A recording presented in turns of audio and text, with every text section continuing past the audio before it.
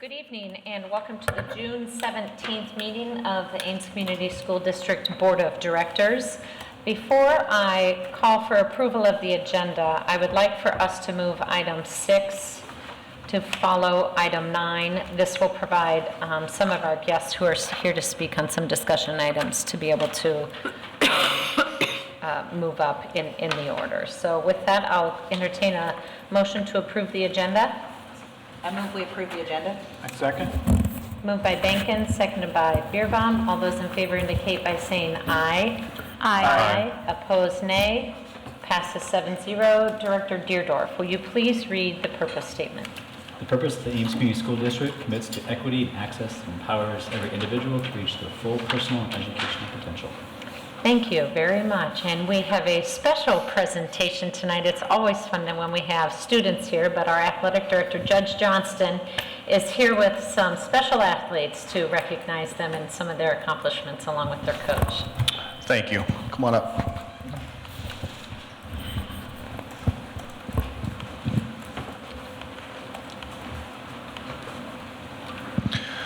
Well, special night for some kids here. We are short a few kids that are out of the country on, I believe, a Europe tour and trip and things like that. So I believe 4 of our 6 are here.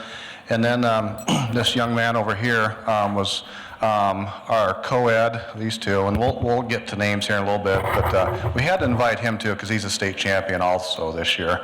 But he was also a state singles champion last year. So we're kind of catching up for Tim here. But a special group of kids, outstanding citizens at Ames High, very good in the classroom. The GPA through this group is almost a 4.0 combined.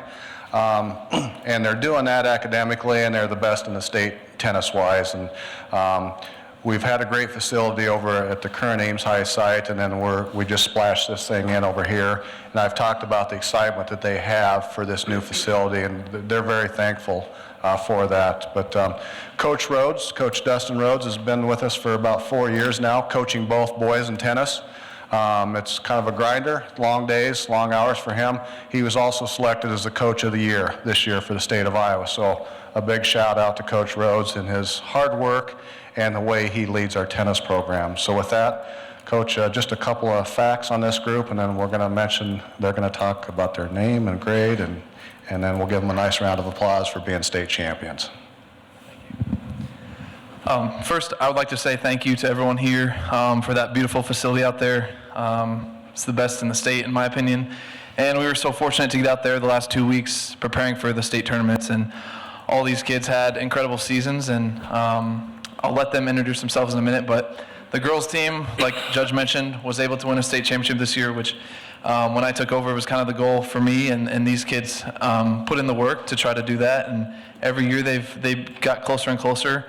And then finally this year we were able to do that, which was a really cool accomplishment for them. And we had so much support from everyone, and appreciate all the congratulations we've gotten. And then the gentleman on the far left just finished his career, and he's arguably the best tennis player in Ames High boys tennis history.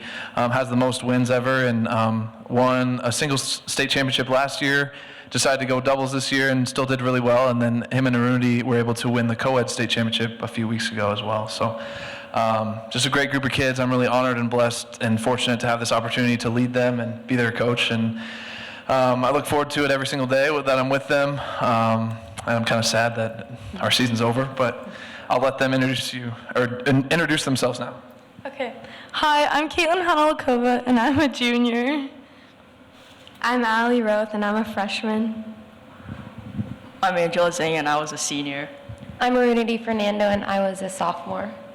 I'm Timmy Ellis, and I'll be a freshman at Iowa State. Nice. Coach Rhodes, who are you missing? Let's recognize the 2 girls that are here. And also the 3 girls who couldn't be here, Chloe Wilson is in Uganda, Lauren Cooves is in Europe, and Christabel Forney is in Europe as well, and Shreya Chug. All right, let's give them a nice round of applause.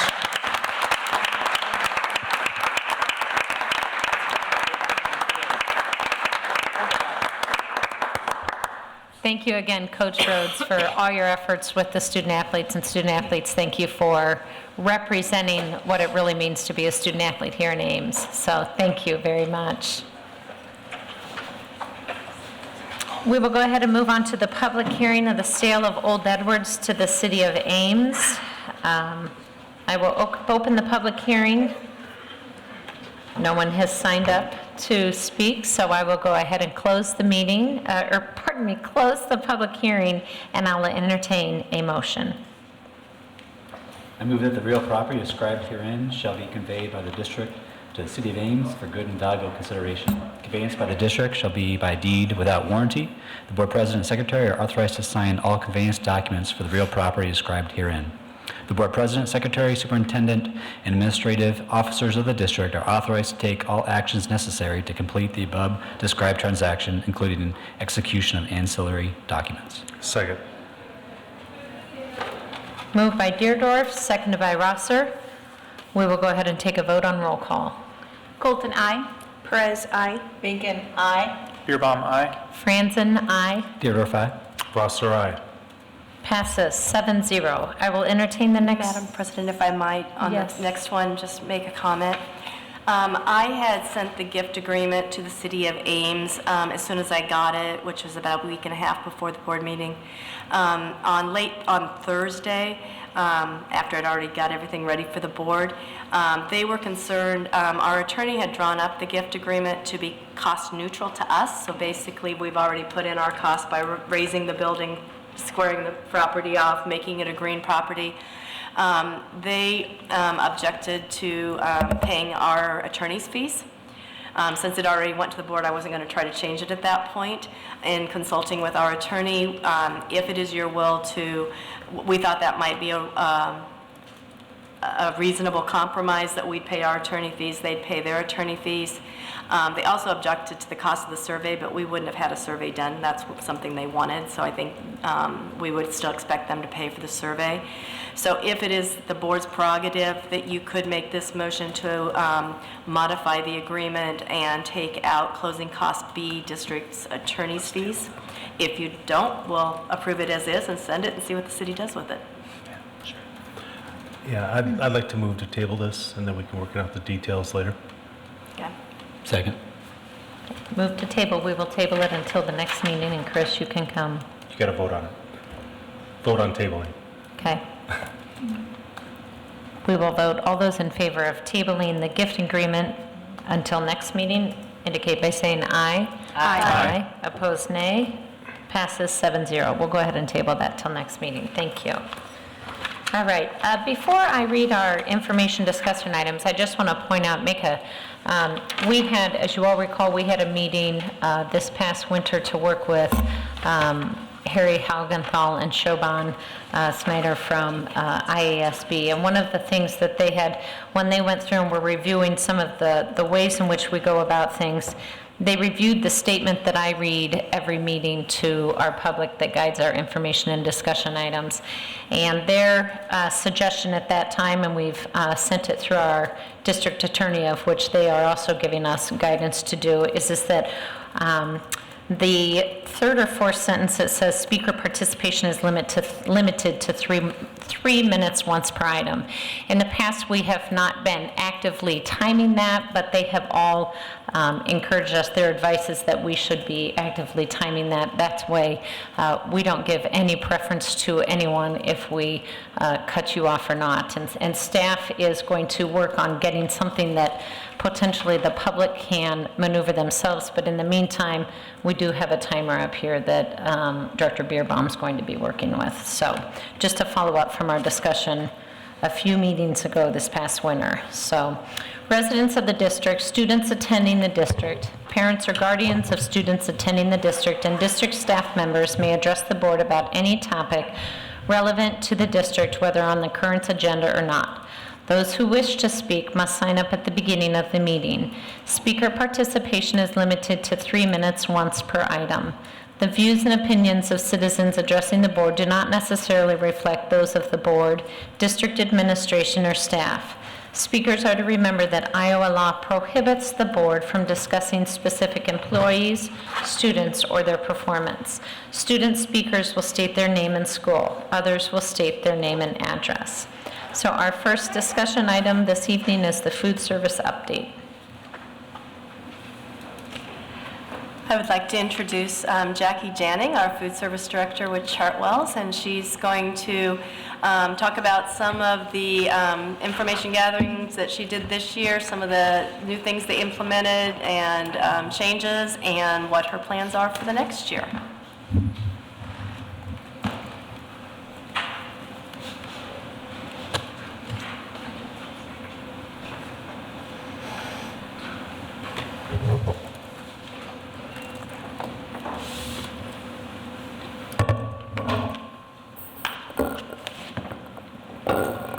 So yes, my name is Jackie Janning, and first I really want to thank you all for allowing me to come and speak on Chartwell's behalf. So I will talk about the meal pattern requirements and how our goal is to really exceed those school nutrition standards. I'll discuss our parent and student surveys sent out in October, as well as student surveys in December of this past year. Our past year's initiatives brought on by myself, as well as our assistant director, Mark Madden, who came on board with us in September. The goals and actions, which are most important for the 2019-20 school year, I'll share an exciting new concept that we'll have at the high school starting in late September, and then last but not least, time for questions as well. So really briefly, up here are the school nutrition standards, starting with whole grains. So all the products that we do serve, whether it's breaded chicken patties, breakfast items, pancakes, they are whole grain. Recently, the USDA changed whole grains in schools have to be, recently they changed that whole grain served have to be 50% whole grain. However, we are going to continue to do 100% whole grain rich items starting in the 1920 school year.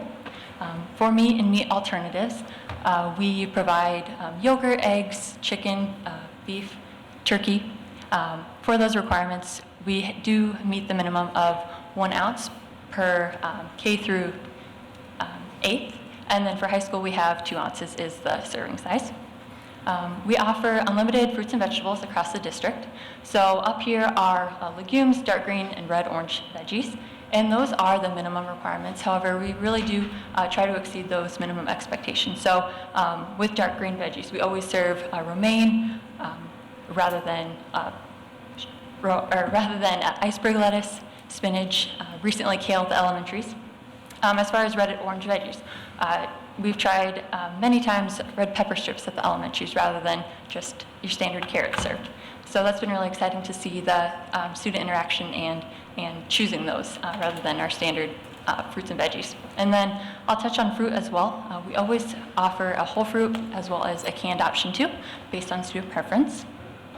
All the meals are less than 10% of calories from saturated fat, and we do not serve any trans fat items in our products as well, if it is a processed item.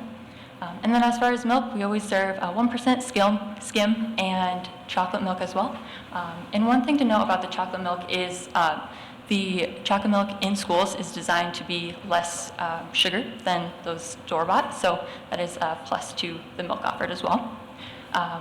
Our goal is to always reduce the sodium in whatever entree we serve. Typically it is about 500 milligrams of sodium.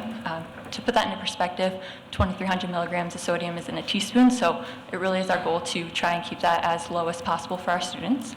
And then last but not least, calories. So calories, you know, are so important for the energy for students to stay focused throughout the day. So as you'll see, breakfast is as low as 350 to typically 500 calories for K-5, where high school is around 600 calories served per breakfast item, or per breakfast entree.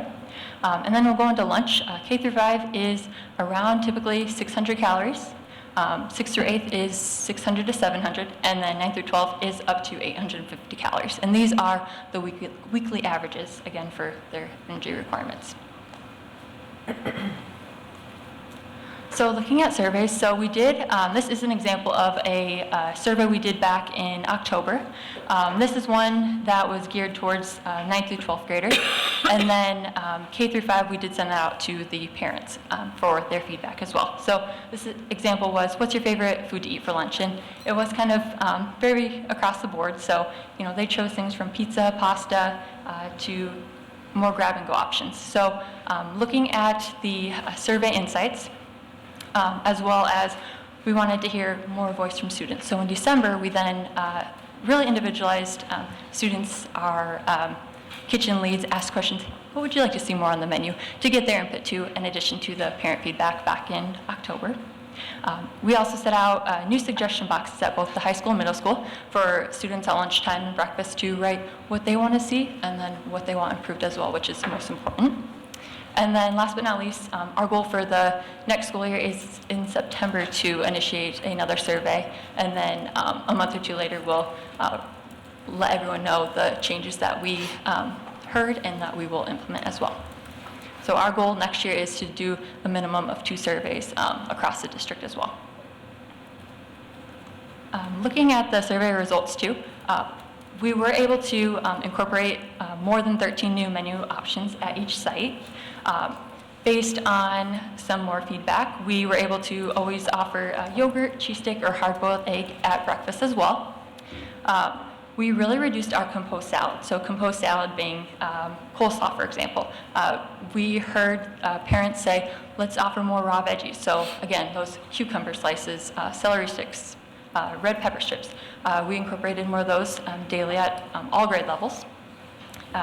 As you'll see up here, there's some different signage. So you'll see one for citrus. We really promoted in-season fruits and veggies. That way, we're teaching students to eat more in season. This example, citrus is up here. For that month, we did the little cuties, and then we did tangerines as well to give them some different citrus options. You'll see a sign up there called Lucky Lunch Day, and that was a really fun concept that we started with the students as well, K through 5. And we put a sticker on the bottom of the trays, and during lunchtime, just to generate some excitement, whoever won, they got a prize. And the prizes included puzzles, crossword games, so it was really fun and exciting, and even to this day too, you'll occasionally see some kids lift up their trays. So it really generated a lot of excitement. Again, the focus is on the food, but just to say we can have fun while we have lunch and breakfast as well. And then you'll see this picture up here. We did do local apples and cider across the district as well. Other concepts we did were included in this next slide.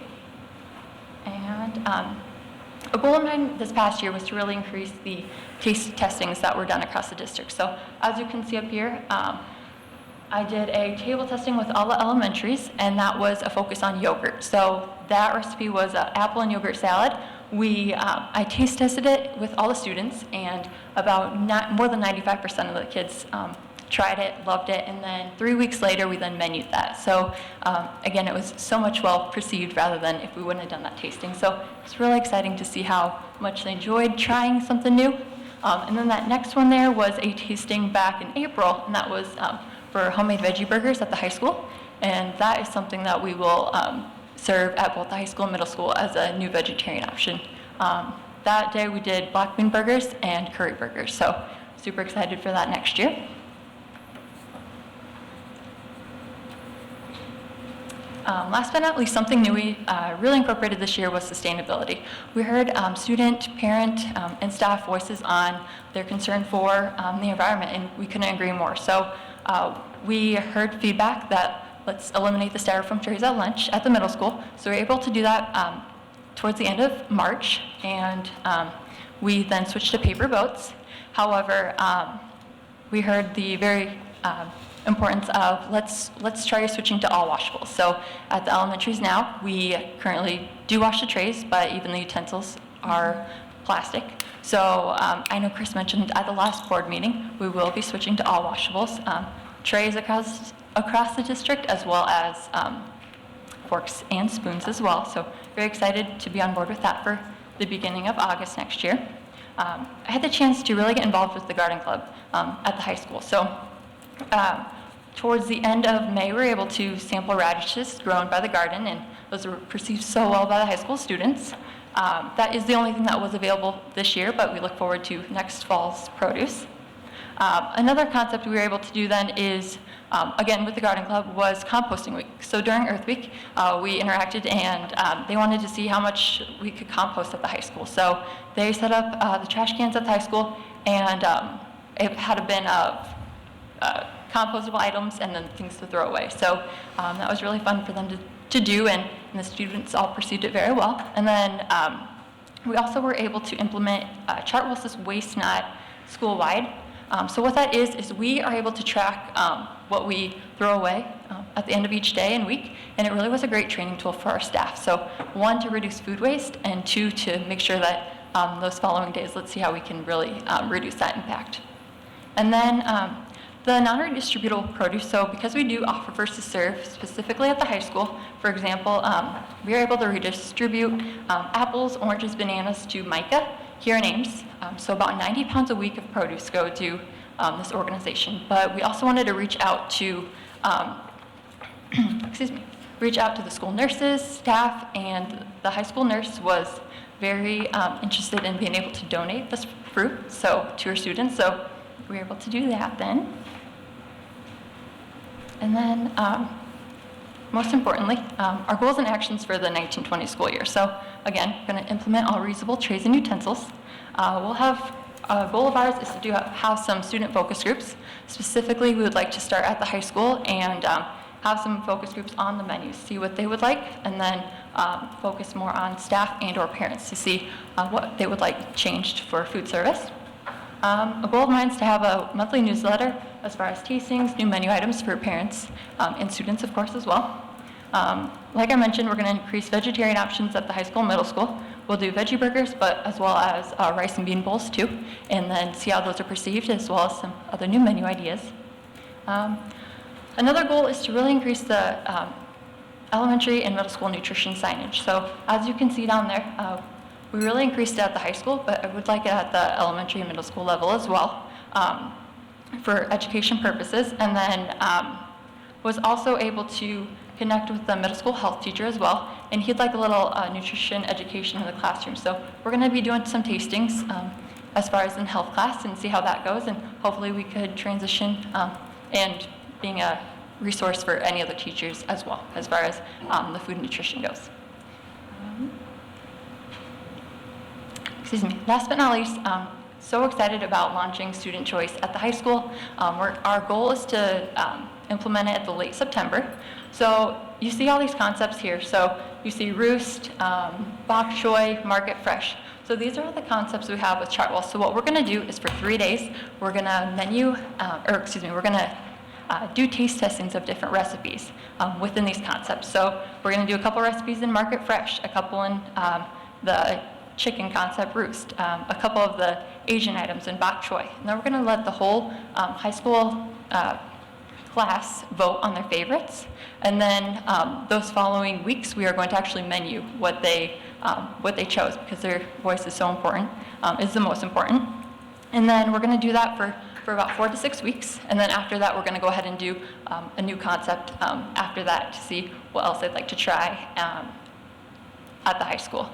If this goes over well at the high school, our goal then is to reach out to the middle school and do it there. And then an elementary one is also in the works as well. So super excited for all those. And that's it. So thank you so much. Any questions? Sure, I'll start. Actually, could you go back to that last slide? Oh, yeah. That's, the high school kids, I think, are really going to like that. Yeah, so that really got my attention. Just the fact not only that they're going to choose, and then boom, within a couple weeks, you're going to be offering them those actual choices. Absolutely. So that's a great concept. You know, one of the things, because I did bring up at the last meeting the concerns that I've heard from parents. You know, it's not just my concern, I've heard it from many parents. And it's really mostly focused on the processed foods, and that being the meats, the vegetables, the fruit. And the you know, the real perception that it's not healthy. And so how much of the meats, for example, I know there's a mix with the vegetables and fruit, you know, some things are definitely fresh, some are out of a can. But what about the meats? Are there, the perceptions out there that all the meats are processed? Is there anything that's prepared almost from scratch or close to scratch? Yes, absolutely. Not processed, that's, you know, in the meats area?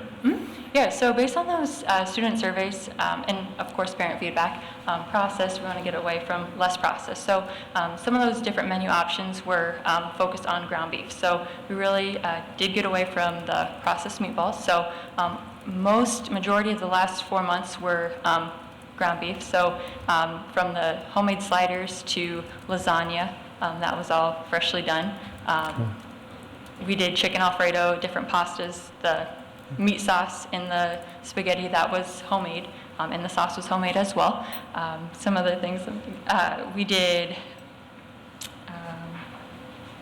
baked barbecue chicken. That was another thing to see as far as getting away from the processed chicken, and that was perceived very well. So that's, we'll continue that for next year. And all these concepts were done district-wide, not just at the high school or elementary. So it was really nice to see how well those were perceived. And our goal is to continue menuing those, but also some newer items, as well as different chicken items. It was marinated chicken for some of the fajitas we did, again, the Alfredo. So our goal is really to, one, to hear what you and everyone else has to say, but to really make those changes happen. So thank you. So it's not processed chicken nuggets? And we've definitely heard that too. So trying to find that balance between the students' favorites, so chicken nuggets and the pizza, and balance that with some of those other processed items. Sure. Well, I also want to commend you on the sustainability issues. And I'm really pleased because that came from the students. That was the students who approached us, you know, the district, and said, hey, what are we doing here? We can make this simple change. So thank you for being very open to that and right away making changes. You made changes already this year, I know of, this past school year, and you're moving forward with it next year. So thank you. I appreciate that. Thank you. I just real quick, I want to say thank you for the presentation. I really appreciated it. We had a moment to speak before, so I'm not going to rehash all of that. I'm looking forward to the future. A lot of what you have described sounds really interesting. It does address some of the concerns that I think have been raised. One of the things I'm curious about is the way in which Chartwells is communicating with the community and how we can work on that. I think one of the concerns that I have, or one of the experiences I have, is I think I was saying to, is it Ken? I don't remember your name. Oh, Paul, sorry. That I feel like when I look at the lunch menu, it feels very familiar. It feels like what I had when I was in school, right? And so understanding that it maybe feels like some things haven't changed, it would be, I think, good information for parents to be able to see the tray of food that their children are being served, right? Because to have you sitting here and telling me this, it all sounds fantastic. I was sitting with my daughter one time, and we were going through the lunch menu, and I said, oh, look at what they're having, and there was a picture of it, and she said, it doesn't look like that. So it would be great if we could actually see the tray, like, you know, that day, and I think it's a way for us to communicate back and forth with parents and the community and Chartwells, but also with our own children, just so that we have that understanding. And I don't know if that's easy to do. I don't know if that's hard to do. I don't even know if that's possible to do. Yeah, I think the first thing that comes to mind is even just when I talked about that newsletter, even having just some of those new items, pictures of those, and just saying this is what it really looks like. Yeah. And that way knowing, or even some of those side salads, and even if that comes for that next month, hey, it's on the menu again. Let's try it out because it looks good. So because that's, I think, one of the ways that we can work together, that we can partner together, if we're actually seeing the actual food, not the staged food, that we can have that conversation in good faith, because I do appreciate how amenable Chartwells is to working with the district and with the community, and I really appreciate that, and I think that's one way we can all work together better. Absolutely, I like that. Yes, thank you. Thank you.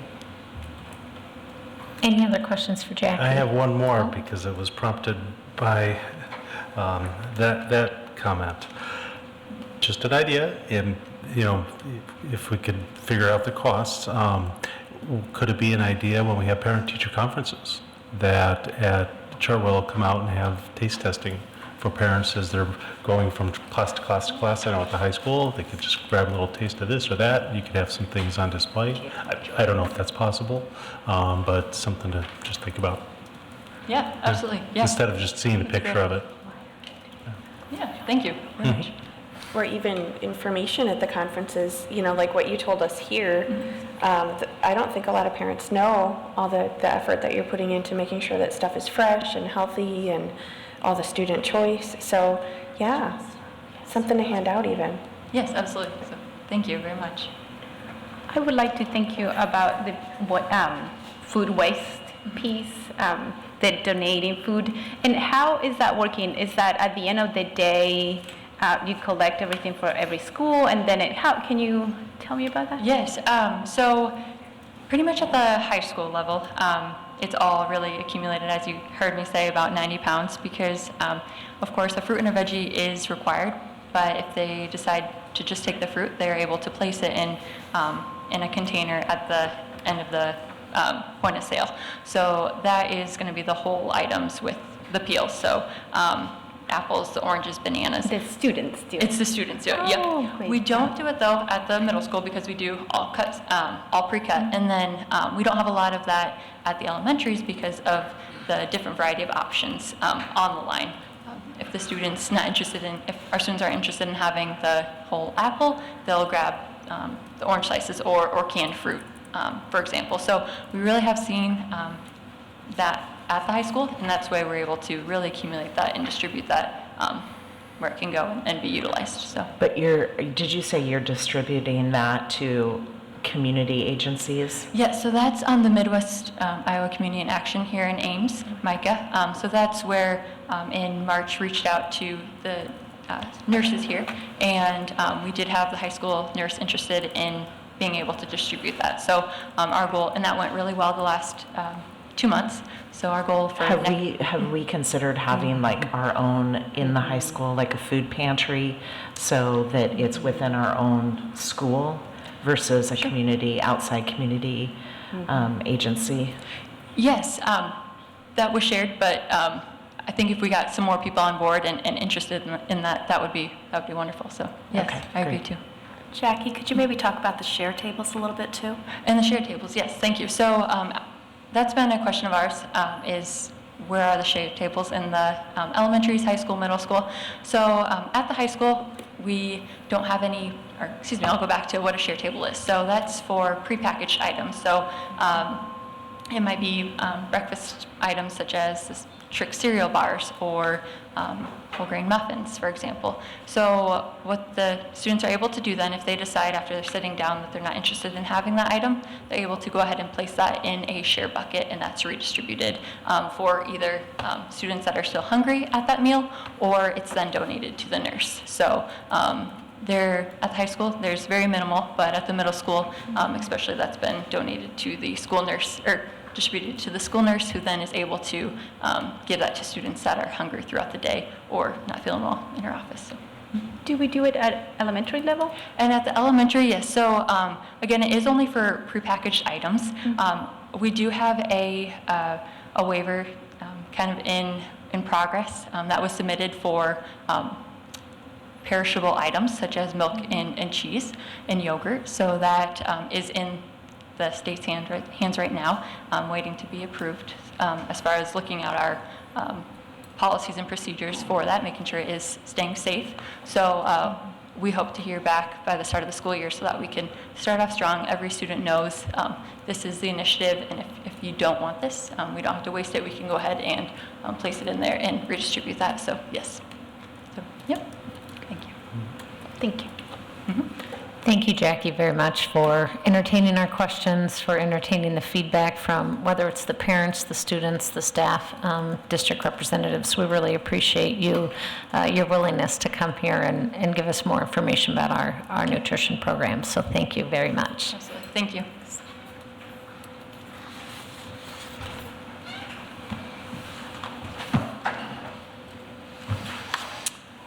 Are there any comments from the public on the food service update? Seeing none, we will go ahead and move to item 7, schedule changes at Ames Middle School.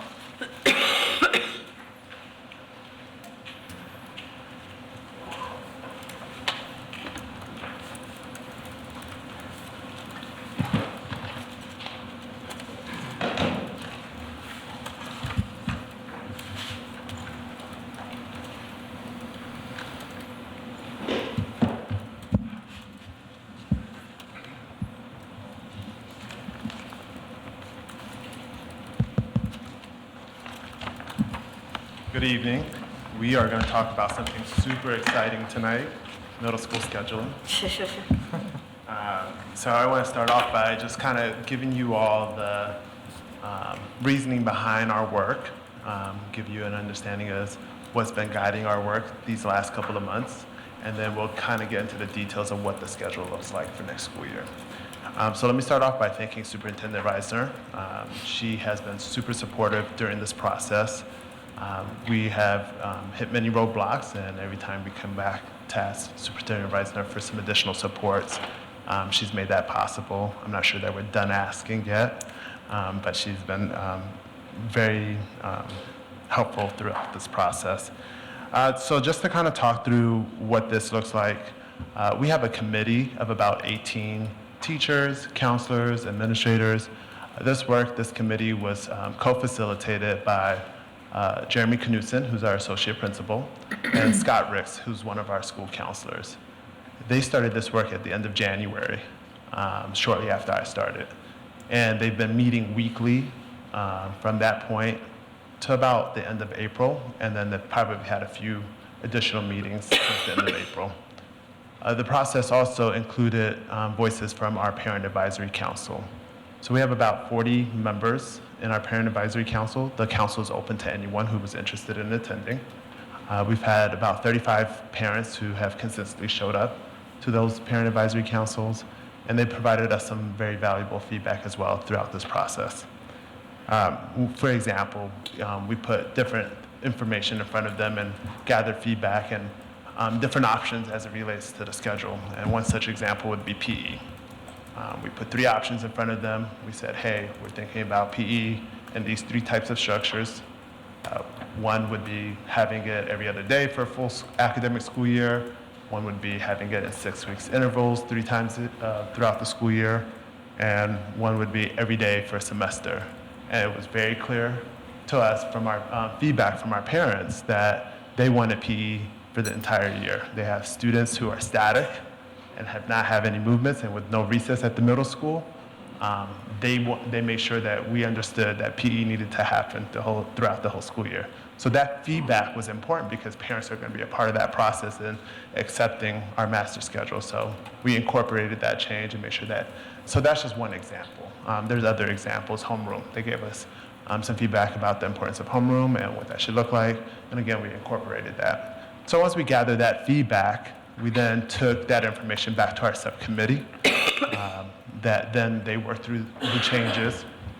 And then eventually what we did was roll it out to the entire staff to, again, get some additional feedback about the master schedule. They provided us with some additional feedback, and we did our best to really look at all lenses through this. We do not have something that everyone's going to be 100% happy with, but our goal here was to meet the academic needs of 1,100 students and do the best that we can with it. And so just wanted to give you a little bit of background as the work. It just didn't happen in isolation behind closed doors. It was a very public process, at least within the committee. Anyone could have joined the committee. Again, we didn't close it off to any teacher who wanted to be a part of it. It was a huge commitment for the teachers, and so I thank them because they worked during non-contract hours. They came in at 7 o'clock in the morning. They stayed after school to do this work. So, and so we're still kind of going through this. We're not completely 100% finished, but we're about 90% there. We're confident that we'll have a schedule that will be operationalized probably in the next month or so.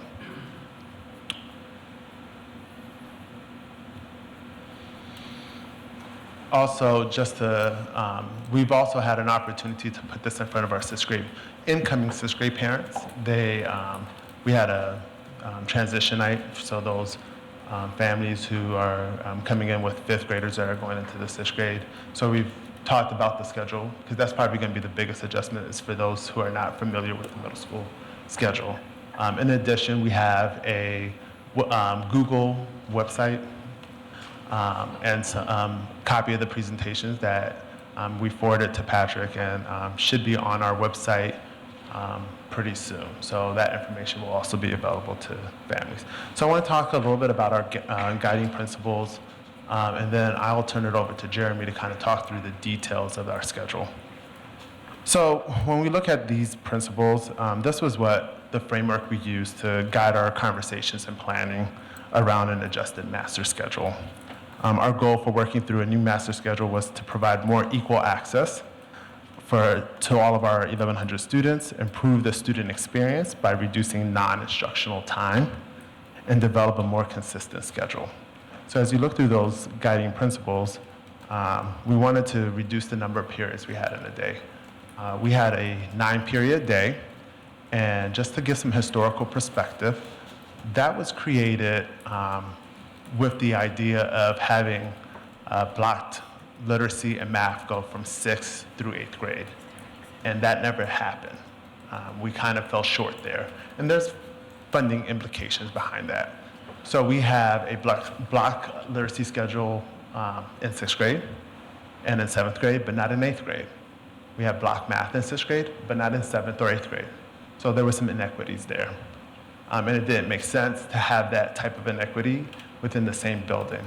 And that also, in some ways, I don't want to say riffs, but when you have an 8th grade literacy teacher who's teaching 7 sections of literacy in a day, and we have a 6th grade teacher teaching 3 sections of literacy, that becomes hard to justify to one teacher over the other. So we needed to address some of those things.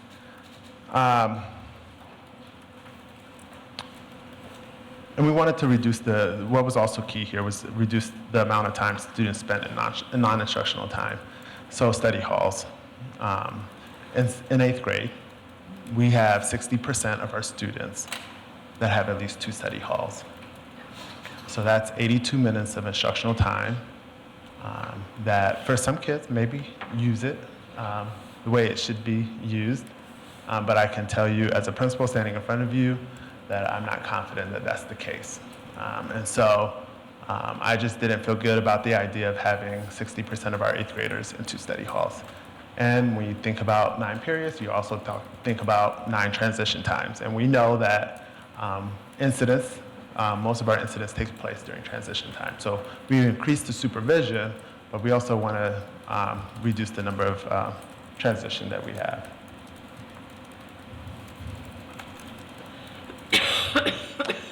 One of the things we also did with this master schedule was in our 7th and 8th grade team structures, we had 2.5 teams at each one of those grade levels, and we had 4 teams in 6th grade. And so we were able to balance through this process, having 3 teams both at 7th grade and 8th grade. So that will help with class sizes, but also helps with balancing some of the teaching loads that some of our teachers had. In 6th grade, we went from 4 teams to 3. So what was happening was, for example, we had our social studies teachers also serving as our science teachers. And so now they will just teach one content area for next school year, so less prep as well, instructionally. So these were our guiding questions. We wanted to use these questions to answer. Anytime a question came up, we wanted to be able to go through these questions and say, does it answer these questions? So it might not hit every single one of these questions, but we were able to get through most of these questions when someone proposed something. We'll say, well, let's look through our guiding questions. And so this was able to help us at least to focus in on any new ideas that might come to the committee and say, does it meet these criteria? And so I don't want to have to read through each one of them, but as you can see, we wanted to have some good work, or we wanted to be able to run all of our, anything that comes up through these questions and be able to decide, does this make it further than the committee, or does it kind of just stays here? And so Jeremy's going to talk a little bit through the details of the schedule. So one of our objectives was to get to a point where we had a 7-period schedule. With the length of our school days, a 7-period schedule allowed for roughly 53-minute periods, increasing our period length from 41 currently to 53. So we've got about 12 more minutes of instructional time built into each of the periods of the school day. I've just provided one sample schedule there of a 6th grade schedule. We have a 7th and 8th grade. Really the difference between the 7th and 8th grade is when that lunch period falls. Lunch, period 4 and period 5 are when we have that overlap of the schedule. Periods 1, 2, 3, 6, and 7 are consistent amongst the 3 grade levels. Some of the rationale was to reduce those transitions, as Mr. Michael had talked about a little bit ago. We also have the opportunity to schedule MTSS, tiers of intervention, flexibly through the day. And I'll talk just briefly, mention when that can happen with a few other pieces in the presentation. We were able to move to 5-minute passing periods, which is an increase from 4. And what we found is we have some students that really do struggle to get from one end of our building to the other and be able to take care of some of the things we want them to be able to take care of during that passing period. And 11 to 14-year-old kids, they would prioritize maybe the social time rather than the going to the restroom and using the locker and those sorts of things. And therefore, we ran into some of the problems within our passing periods. We also will have an alternate schedule that will include approximately 25-minute homeroom period that will have, I believe, 1 day a week is what we're talking about for our homeroom. All students will see the 4 core classes on their schedules, and math, literacy, social studies, and science. Throughout the day, those courses will be offered. Each of our core instructional teachers will teach 5 periods of whatever their core content is.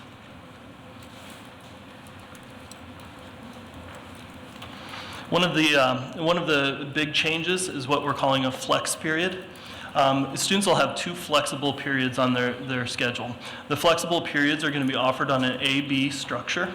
So we'll have A day and B day, and the students will go to one class on an A day and another different class on a B day. On the slide, you'll see FAY for full academic year. We have some courses that a student would be scheduled, for instance, into PE on A days during 3rd period, and they would have that on their schedule throughout the year. They may have some semester-long courses balanced with that on B days. Okay, and I've got just the general content that will be offered within those flexible offering periods. This flex period is where students also had choice, and they had an opportunity to select some of the courses that they would like to take. And we had approximately 6 options for students at 6th grade. I believe there was about 8 offerings for 7th graders and 8 or 9 for 8th graders with what we currently have for our staffing. Another change is what we call win period. Win period stands for what I need. The win periods are going to occur for each grade level. It's going to be a scheduled class on the student's schedule based on those identified plans or needs that they have. Now we know we have students that don't have specific plans or needs but need some further instruction and access to some of their core teachers. This is when they'll have a secondary access time during their school day with their core teachers. Each grade level will have an individual win period. 8th grade is 1st period, 7th grade 2nd period, and 6th grade 3rd period on the schedule. And in those win periods, there'll be several things going on. We'll have the opportunity for band and orchestra to pull lessons. One of the reasons that we feel like this is a great time for that is it's a non-graded period on the student's schedule. So there isn't the pressure of grades. It's really about providing academic support for kids. Also the core and specialized area teachers will have an opportunity to collaborate. We'll have things going on with our special education teachers during this period. In fact, we've taken what I would call an all hands on deck approach. So during 8th grade, when all teachers that serve special education students will be serving 8th graders during that period, and the same for 7th and the same for 6th. So it really is an all hands on deck approach to serve the kids.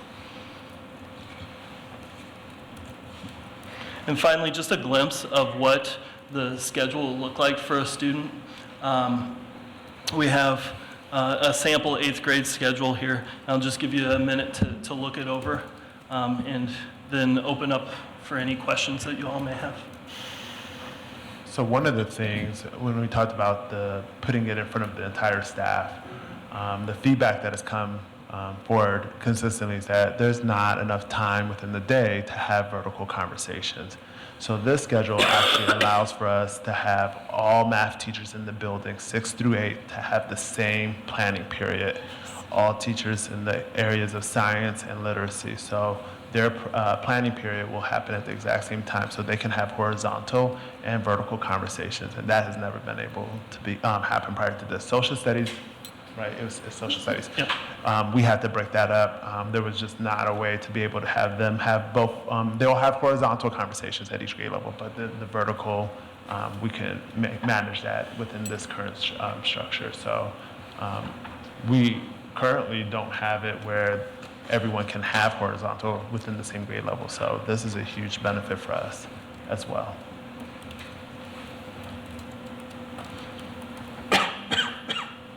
Excellent work, you guys. That's just great job. What questions do you have for Jonas and Jeremy? Thank you for the presentation. I believe the request came from the board for you to come and explain it to us, and so I'm thankful that you took the time to come, and I appreciate the presentation. Y'all have very nice presentations. Thank you, I appreciate it. I do, so I guess this was helpful for me because I apparently was misunderstanding. So when I heard about the win period and it was what I need, my assumption was that it was the student's job to decide what the student needed. But what I'm hearing you tell me is that the school is actually deciding what the student needs. And is that right? Yes. It's because you put it on the schedule and the student then just goes. So now I have questions. Can you help me understand how those decisions are made? Yeah. What a student needs? So we've had some conversations about, so students who need additional instruction, we're working on what is the data set that we're going to be looking at to make those decisions. So that's still happening. But there are students who don't need additional assistance in anything. And so there's a subcommittee, so there's a committee, and then there's a WIN subcommittee that's actively been working about how do we provide opportunities for students who are not needing additional instruction and what those structures will look like. And so there will be some opportunity for choice as well. So right now, there's about, WIN will be for about 3 weeks in length. I'm sorry, I couldn't hear you. 3 weeks. So it replaces our tutorial structure where they each week decide what classes they're going to take on a daily basis. This is, they'll still have that choice, especially if they don't have an additional need for instruction. But the rotation is every 3 weeks. So they can make a decision about, hey, I want to take this unit on rock science because it's outside of the core instruction. And they can sign up for that, but they will be within that course for 3 weeks. So the students who are academically excelling will have choice, but the students who are maybe struggling are going to not have choice. And I guess I didn't really understand how the decision is made again. Can you run through that again? So we haven't decided on what the data set is that we're using. We're still working on what data will teachers use to determine when to pull a kid in for additional instruction. So I understand the data. I guess I'm asking more about the rationale, like the decisions that like you did with the guiding questions, right? Is it just the lowest scoring position? Is it what you think the student has the potential to excel the farthest in? Are we using this Iowa assessment data? Like what's the rationale that you would use to make the decisions regardless of what the data is? So ideally, the WIN period is a responsive period where we have in-class formative assessments that are driving the decisions as to who needs what when. And so our hope is that not all students are always going to need remedial during that time or additional work on the area of math, that they also have some choice throughout the course of their school year. I guess the other component here is we want it to be a time for extension where kids can maybe dive a little bit deeper into something that's of a high interest middle school topic, but related to our curricular areas. So one of the tasks that we had our teachers undergo during our professional development here over the course of that 5 days was to have them start exploring some of the curricular extensions that they may be able to offer in 3-week chunks of time. So trying to be strategic in being planned from that standpoint. And then we're also, as Mr. Michael said, really looking at what's going to be the most effective data for us to be able to use. A lot of the ISASP data and the map screeners that we had used, that's not immediate data that's really going to tell us what does this student need now. And so we're hopeful that we can get to a point where our teachers are driving the decisions, and we're making a decision this week about the WIN schedule that's going to start in 2 weeks, and then during that period of WIN, we would make decisions about that next period of WIN, so that we're really responsive to what students need. But until we hit the ground in going into the fall and start to talk more about what data is going to be the best for us to use, I think it's still a little bit of an undetermined idea at this point. We know what we have, but I think it's not necessarily the best for the decisions that we're going to be able to make for this period. I guess the last question or thought I would leave you with, so I just want to say that, I've been very impressed with your leadership at the middle school. I've been very impressed with the conversations that have been going on in the district. I know the board just recently approved a new, I won't get the title right, Associate Principal of Equity, some such, sorry, Nicole. School improvement, culture, and equity. Yes, and so I guess because the student isn't making the decision, but rather the school's making the decision, really the system is making the decisions. From my perspective, this does raise the possibility for some serious equity concerns. And so I just would I would feel comforted knowing that someone whose job it is to kind of be managing the equity of the building is really kind of plugged into these conversations, because I think we know what tends to happen when we decide what other people need, right? And so I know that your administration is moving forward in good faith, but I do feel like I just have to put that out there, that I would like to just know that someone whose job it is to make sure we are being equitable in terms of access is actually just engaged in the conversation. So, and just to clarify too, so the WIN period, it's a pretty name for it. It's a response to intervention period. Okay. It's Let's just call So it it's that. I mean, what you're RIP doesn't describing work. Is that what you're saying? No, it's an RTI period. And so we are responding, but there are some kids that don't need to have a response to an intervention. But it is certainly something I've taken note of, and so that I'll visit with Nicole about how do we make sure that we have a pretty tight, equitable lens around this. Thank you. You're welcome. Appreciate it. On the face of it, what really jumps out at me on this last slide is I think a lot of parents, and to be honest, who sometimes have students that are struggling in a particular class, and it always ends up being in that 8th or 7th period at the high school, and that's the particular class that they miss when they go off to an early basketball game or sport event, because that's always the class they get pulled out of. This is really going to help. Now, of course, the band and PE teachers and they're going to grumble a little bit, but this is good because you're emphasizing the core courses and if a student is missing because they're leaving for athletics in the afternoon or for band activity or whatever they have to leave early in the afternoon for, this type of structure of a schedule I think is really going to be help them academically. So thank you. That's one thing that really jumped out at me. If you could go back within the presentation to your flex offerings, as a parent for my daughter, I was taken back by having to make a couple choices. And so my question, I guess, is are we not allowing opportunities for kids in this new structure that we did in the past? So can my daughter only select course and orchestra but not art? Or what did we do last time that maybe we're not able to do going forward with this new proposal? Or is it we're offering the same flexibility to kids to take different courses? So there are certain courses that are required at each grade level. So art is a required course in 6th grade and 7th grade.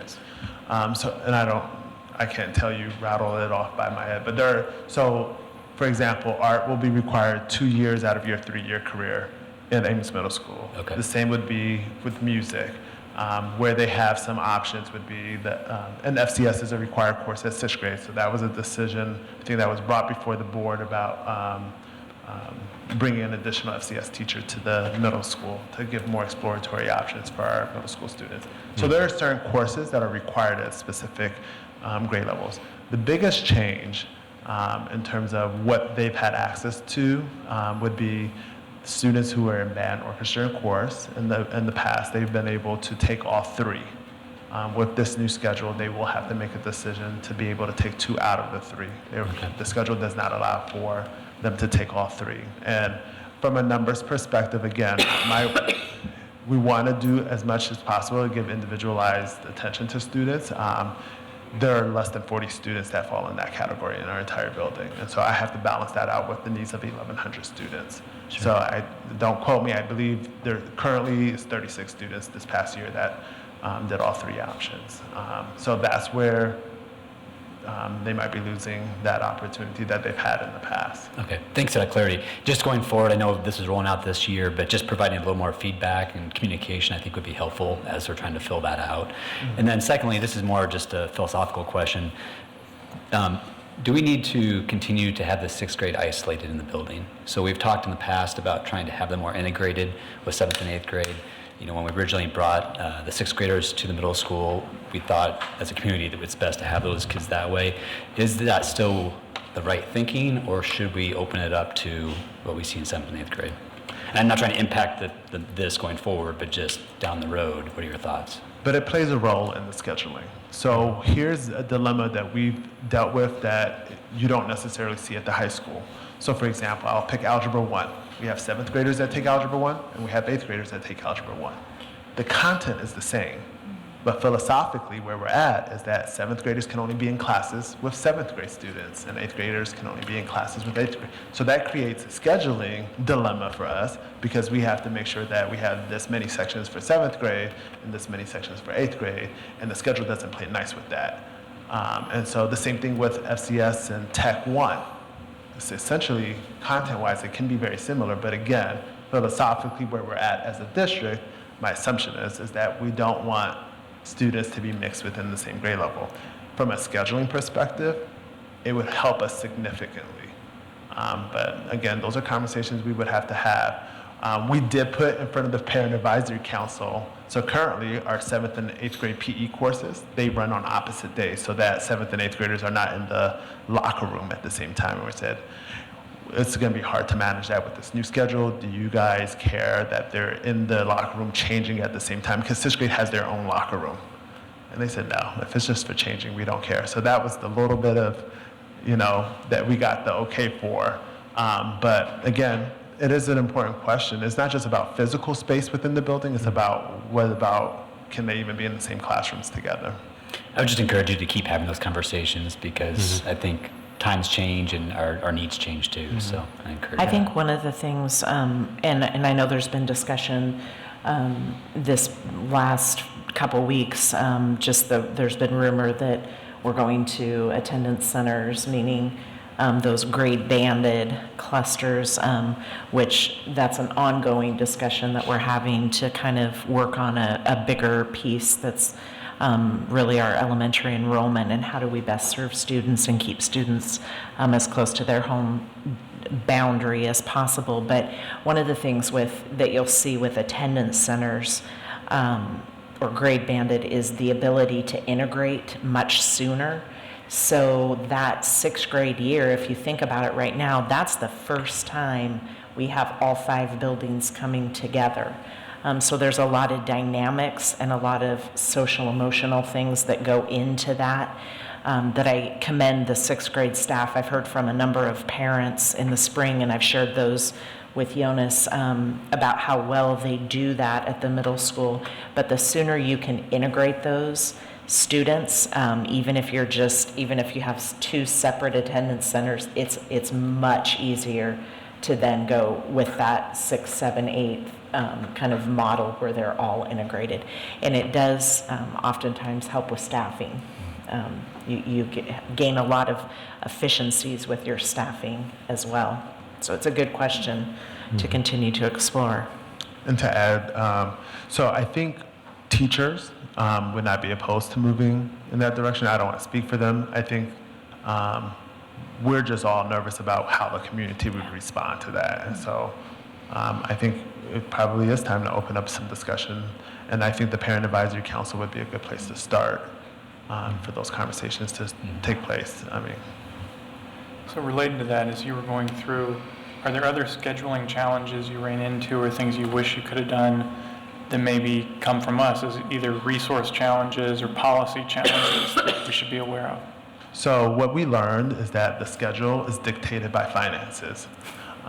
It's completely financially driven. And so we've asked, and she's given, but there's a lot more to ask. We ran out of places for kids, so unfortunately we've been put in the position to have to, there are certain courses that were elective-wise that the majority of our students really wanted to take, and we just didn't have enough spots for them. And so we were forced to have to make decisions about, for some kids, we had to put them in a spot that they didn't necessarily choose. So I didn't see this coming down the pipe right when we first opened this up, but FCS was our most popular course offering. And so even with an additional FCS teacher, we still ran out of space within FCS, within the middle school, which is the right time to have an exploratory course. Right. So we want them in it early so that they can see whether or not this is a pathway they want to continue when they move into high school. So from a board perspective and I've heard maybe business might be one course that might be considered down the road, but having more of those choices, our students really appreciate that. They really want to be able to decide earlier within their school career which exploratories and what career path they want to take. We just really have a talented group of students that if you put it in front of them, they'll make some choices. And it was good. It was good feedback too. You know, there were certain courses that didn't have as many. Jonas, one question I had, when they were doing the study halls, or what you're doing currently with those study halls, there's more than a class full of students at a time, is that correct? Or are some of I thought when I was there, and I could be mistaken, but I thought we had like study hall in the cafeteria area, and it looked like more than like 25 students. You're probably, so that study hall specifically is our box study hall, so band, orchestra, and chorus. So Okay. Yeah, Okay. so that one is larger than all the other study halls, but the other study halls are within the classroom settings. Got it. Yeah. Okay, thank you. I'd encourage you as next year comes around, keep making those requests so that we understand what might be possible if there were some additional resources, because that would be helpful to me at least to know. Yeah, and we didn't know what we didn't know until we started this process, and we're like, man, I wish we would have known this earlier. Budget conversation. We're writing down things on our list. Yeah. The part that I'm wondering about is how are you balancing not having study halls? Because they won't have any study halls. Would they have some and homework, that piece? Yeah, so there are going to be places within sixth grade because we don't have enough course offerings within the flex. So there will be places within sixth grade. So if there's students that do not have band, orchestra, chorus, there will be a study hall because there's no other option for them. There has to be a place for them to land. That conversation has come up in Parent Advisory Council. We talked about students who have a lot going on. And so what this did was allow us to have an opportunity to have discussions about how do we use our 53 minutes of instructional time more productively to hopefully reduce the amount of homework that is going home. So those are conversations that are happening. Because we understand after being in school for 6.5, 7 hours, it gets exhausting going home and still having to do more work. So those are philosophical discussions that are taking place. And I would say our teachers, for the most part, at least at the middle school, have pretty much adopted that philosophy. And so, because the feedback I get from parents a lot is, my kid never comes home with homework. I don't know if they're doing good at study hall or they're, and so there are certain subject areas where there will be homework daily. Math is an example. You can almost guarantee there's going to be homework, but it's using that independent time within the classroom structure to be able to not only get that support from the teacher, but hopefully get a lot of that homework done as well. Thank you. You're welcome. Any other questions? Thank you for all of the information, for fielding our questions, for leading us through these changes. It'll be exciting to see how these work out next year at the middle school. So thank you for your leadership. You're welcome.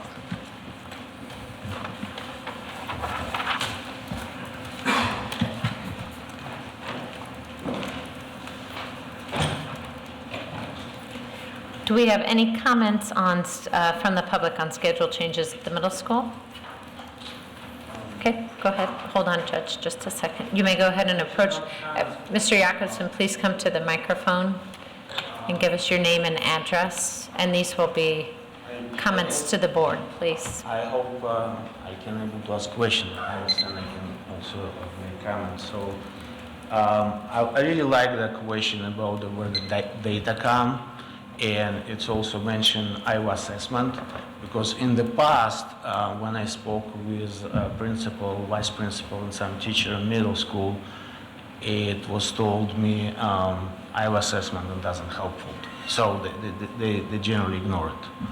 So, and I hope what it's mentioned, Iowa assessment, is data be used by school to, because in past it's not about the schedule, but to build a schedule, but what's happened, child who have one of the highest scores in assessments can able to get C, D, really low, and when you come and say, look, why it doesn't match, and say, it's not helpful for us. It's just, so this is what many times was talking about. We use statistics, we use the data, but I found it's not true, because such important things like Iowa assessment told me it's not helpful. It's child can be maybe connectivity, but actually we don't. So it's okay to give him CD. And a lot of these kids have some dyslexia or disability, so actually it's punished kids to have this dyslexia or disabilities. Thank you. Okay, thank you. We will go ahead and move on to the concussion protocol at Ames High Athletics.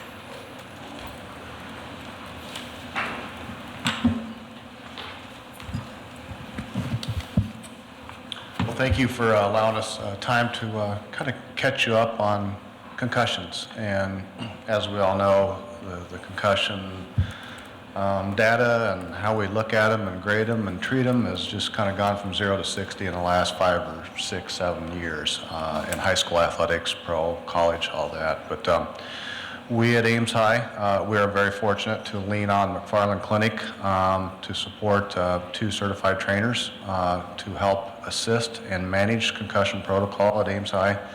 And we also have a working agreement with Iowa State University and their athletic training setting to provide support. McFarland leads, Iowa State assists, and that's 2 contracts that are coming later on the agenda to approve. But at Ames High, we are leaders on concussion protocol, how we manage the return to play policy that's mandated now, and also the return to learn. That's to get the concussion kids back into the classroom and how they move forward with a concussion. We are leaders because of our resources locally with Iowa State McFarland Clinic. I feel very good at night putting my head down on my pillow that our athletic training situation at Ames High is the best in the state, and it is. I have other athletic directors come to me and ask for advice how to do it, and it feels good. It is nerve-wracking because we do have injuries in high school athletics. We have contact sports. We have big, fast, strong kids that run into each other and break bones and tear ligaments and things like that, but we have a policy or a team in place to really support that and to help diagnose and treat. So Lindsay Struck is one of our current certified trainers from the McFarland Clinic, and she's just going to give you a quick overview of how we plan and prepare and deal with concussions at Ames High in the athletic setting. Thank you for having us. I'll just first thank you guys for your support. You don't necessarily have to have a trainer in your building, but that you value the health and safety of your athletes, I think speaks volumes from the district. And also that Judge has gone above and beyond to provide that for our athletes and also our students, because we do take care of some of the students within the building that have emergencies during the day as well with the school nurse. The Iowa Association of School Boards asked to have you guys put through a policy, and a lot of that includes education.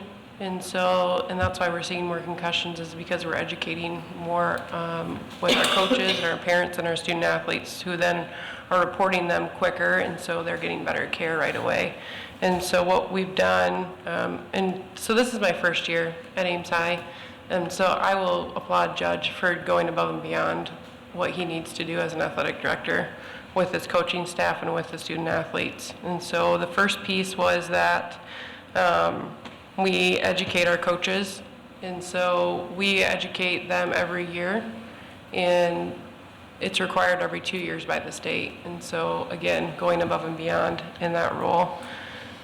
We educate our parents and our student athletes based on the CDC Heads Up form that's available to them on the website. They are required to return that form, and I've read that before they participate in their sport. We as an athletic training staff visit with each program before their season starts, and we do another education piece verbally with the athletes, just so they understand the importance of head injuries and reporting them. And then return to play protocol is essentially why I'm here today. Do you want to just give a scenario? Well, that's one of the exhibits, Okay. is our policy. And then, yeah, just describe return to learn, just quickly a Okay. scenario. So if there's a head injury that happens during the school day, that student will report to the school nurse. She evaluates them for their signs and symptoms. She communicates home with their parent or guardian based on the signs and symptoms that he or she evaluates. Classroom teachers are notified at that time to begin return to learn accommodations, and recommended that they then get evaluated by a licensed healthcare professional. And that's defined as a physician, physician's assistant, registered nurse practitioner, chiropractor, physical therapist, registered nurse, or a licensed athletic trainer. Once that they have seen their physician or their licensed healthcare provider, they have to have a note that's returned back to the school that they've been evaluated. And then throughout that process of return to learn, which are accommodations made by the school in the classroom setting that help them get back to full classroom activity. And just to add to that, that's kind of the responsibility of our school nurse during the day. But we do work in conjunction when we have an athlete who's a student athlete at Ames High, that they network together, our athletic training staff with our school nurse, to make sure both ends are covered. Yep. Once they're through their return to learn accommodations, and those accommodations can be shortened classroom time, breaks during classroom time. We allow them to wear their sunglasses because usually there's a vision issue with sensitivity to light. There's a list of 30 symptoms that we look at, and so there's accommodations for each one. So once they have their return to learn accommodations completed, they're back in the classroom full time, we begin return to play protocol. And that's listed here. It's a 6-step process. It's a graduated process, meaning that we increase their blood pressure and heart rate at a slow rate over 6 days because those are things that are affected with activity and concussions, and that way we ensure that we're doing what's best for our athletes instead of throwing them back in once they're symptom-free for one day, how it used to be 10 years ago. That's not safe anymore, and that's based on evidence-based research in our profession. For an athlete, can be in the weight room or a PE kid.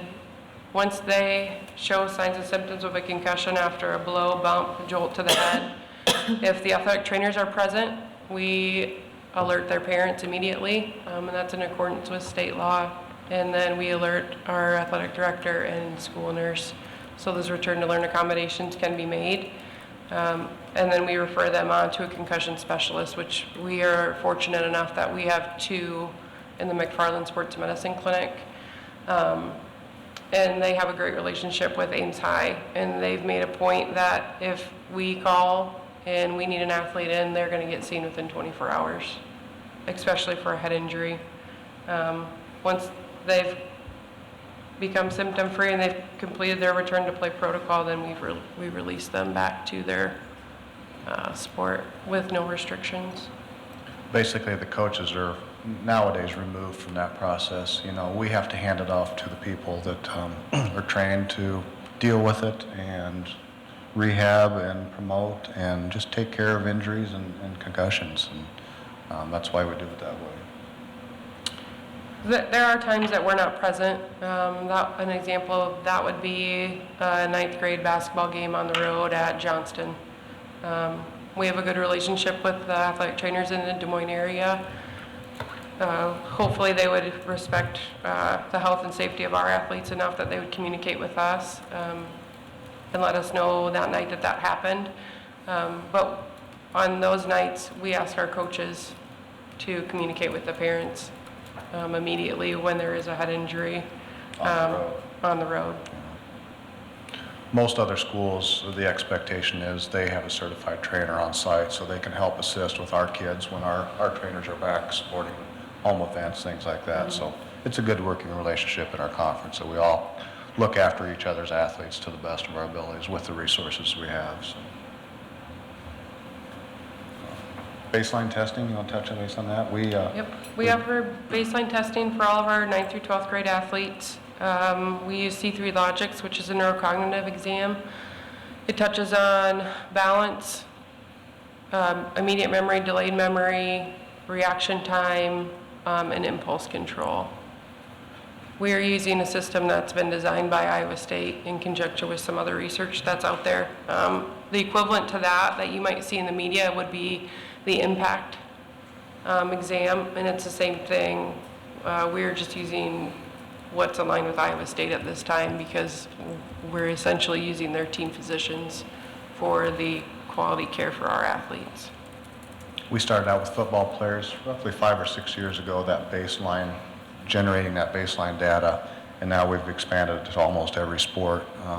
There are some situations out there in sports you wouldn't think of that there are concussions at times, bumps and banging into stuff and equipment and things like that. So we are hitting all the recommendations as far as protective gear and training and all that. So like again, I feel very good that this is an area that we're in great shape for the health and safety of our kids. But we couldn't do it without McFarland and Iowa State's support to do this the right way on an important piece of the student athlete experience at Ames High. So. Any questions we could help answer? Do we not have, I know this at the high school, but at the middle school, do we have any trainers that are doing any kind of baseline testing?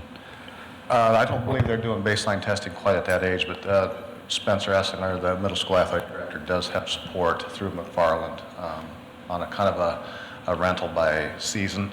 They don't quite have the depth that we do as far as the coverage, but yes, they're on it to some degree down there. And with a lot of those sports happening beginning then, I didn't know if maybe we should think about, can we offer baseline testing, at that age as well. And I guess my next question is about the severity of concussions. I agree, research dictates that it's happening more often because people are more aware of it. But I guess, judging your experience, do you think it's happening more often compared to 10 or 20 years ago? The severity of it? I'll let Lindsay answer a little bit, but I see it because we grade them differently now. We have slight concussions, we have mild, and we have severe. And back in the older days, for some of us, if you were down on the ground and really in tough shape, you had a concussion, but everything beyond that was, hey, rub some dirt on it and get back in and play. That's the old school thinking. So, yeah, there's different grades of concussions.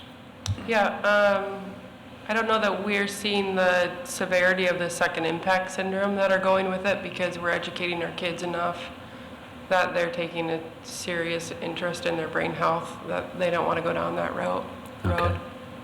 it just seems like kids are more active early on, and I've always struggled with the fact of when you do more contact sports early, there's more risk. And our physicians, especially McFarland, do a great job of educating parents. I didn't know if the district should have some responsibility in trying to help advocate for best practices. Yeah, we do, some responsibility, we need to. But at the elementary level or before the further high down, school. Yeah, to help. that's discussions that need to continue to happen, to see if that's realistic and if we can afford it and grow that network to support our younger athletes. Thank you. My question pertains to repeat concussions. Is there a different care for someone that has a concussion than has another one? Do we keep track of those athletes? Yeah, any athlete that we see, so a lot of them are self-reported. So I may have a concussion today and look the same as I do in 2 years. And that's why we use our neurocognitive tests, and that's why that baseline is so important. We keep medical records for 7 years, and so anything that happens between 9th and 12th grade in our building, regardless if I'm here next year or not, because there has been some turnover in our athletic training staff, that's documented. And that's why we like to use our concussion specialists at McFarland, is because if you get a recess head injury in 3rd grade and you have 6 years, and then you get another one, and then you get another one that same year, that's going to be treated differently than we're going to treat one if you get one in 9th grade in the fall, 9th grade in the spring, and then 10th grade in the fall. That takes a lot of pressure off our school district and liability from our school district and off us with the use of those physicians. Is that? Yes. Okay. Yeah. Thank you. Yeah, I'd like to experience this. You guys do a great job.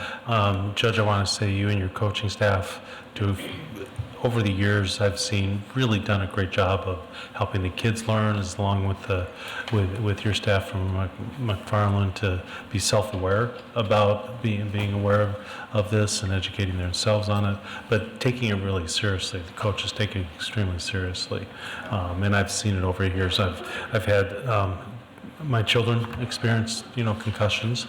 Yes, you can get concussions in swimming.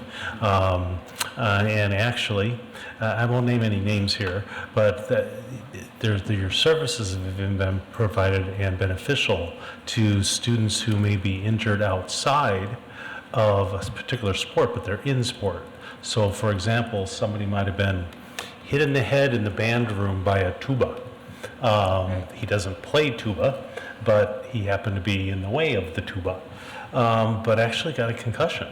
And it affected his performance then for the sport that he was in at the time.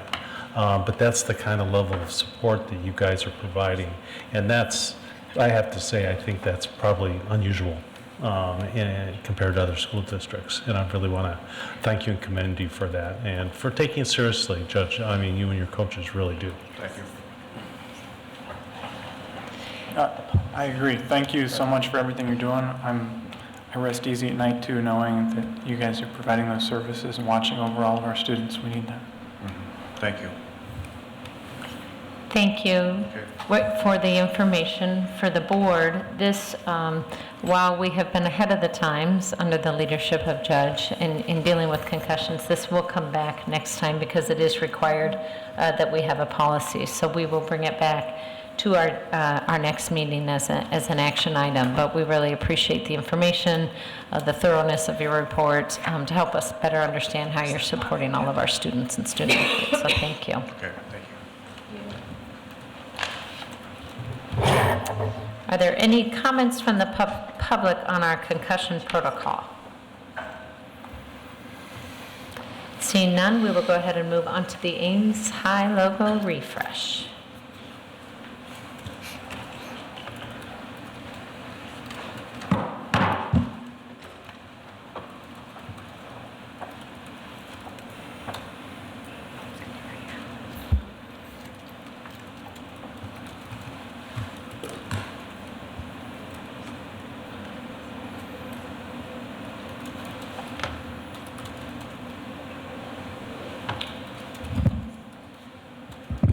Okay.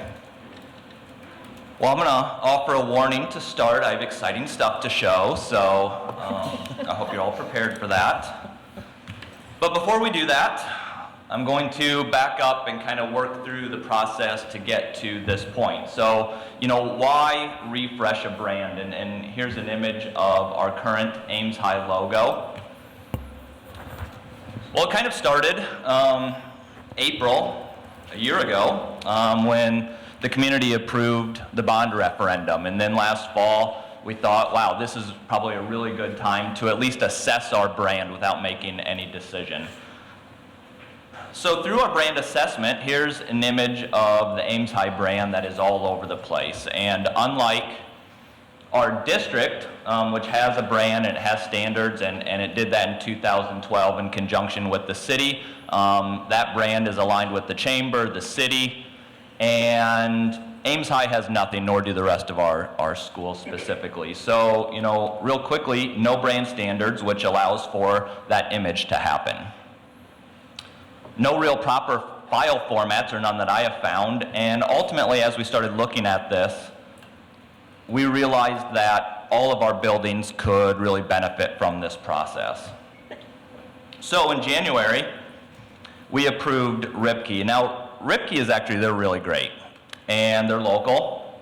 She's an Ames High grad, and if you go to their website, you will see their mark all over the place, all across Ames, and it's just going to continue to grow.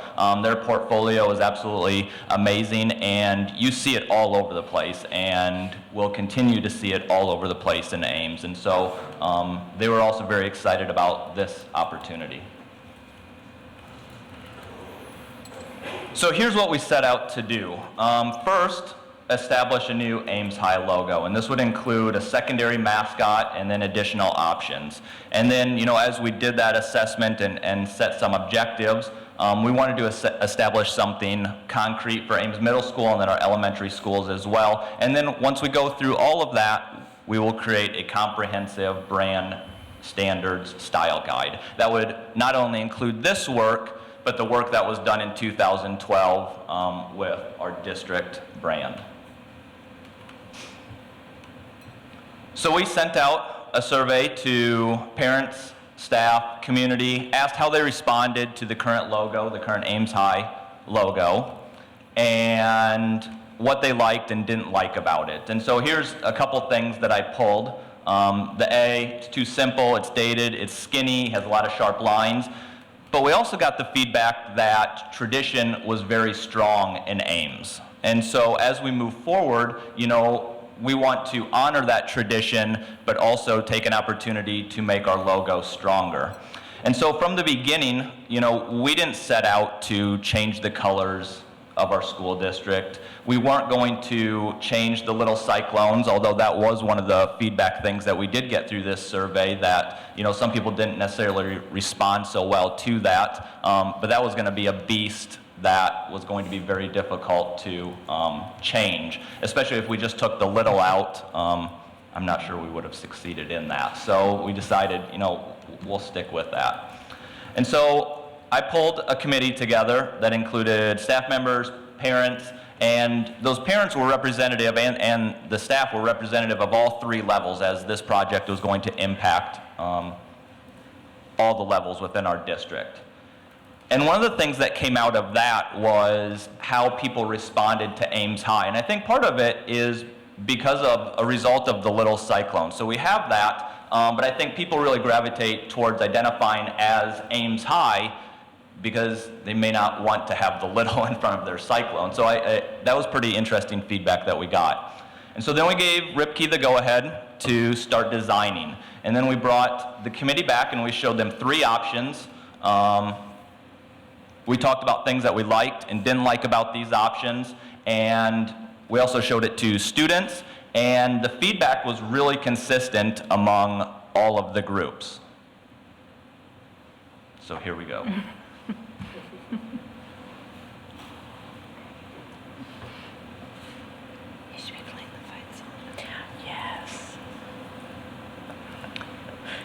So kind of recap some of like that feedback that we got. It really, through that feedback, through the survey, and then through working with the committee that we formed that included parents, it really narrowed the focus of this project quite a bit, in that there were things that we weren't necessarily changing. So really, instead of calling it a rebrand, it's really, we refreshed what Ames High is.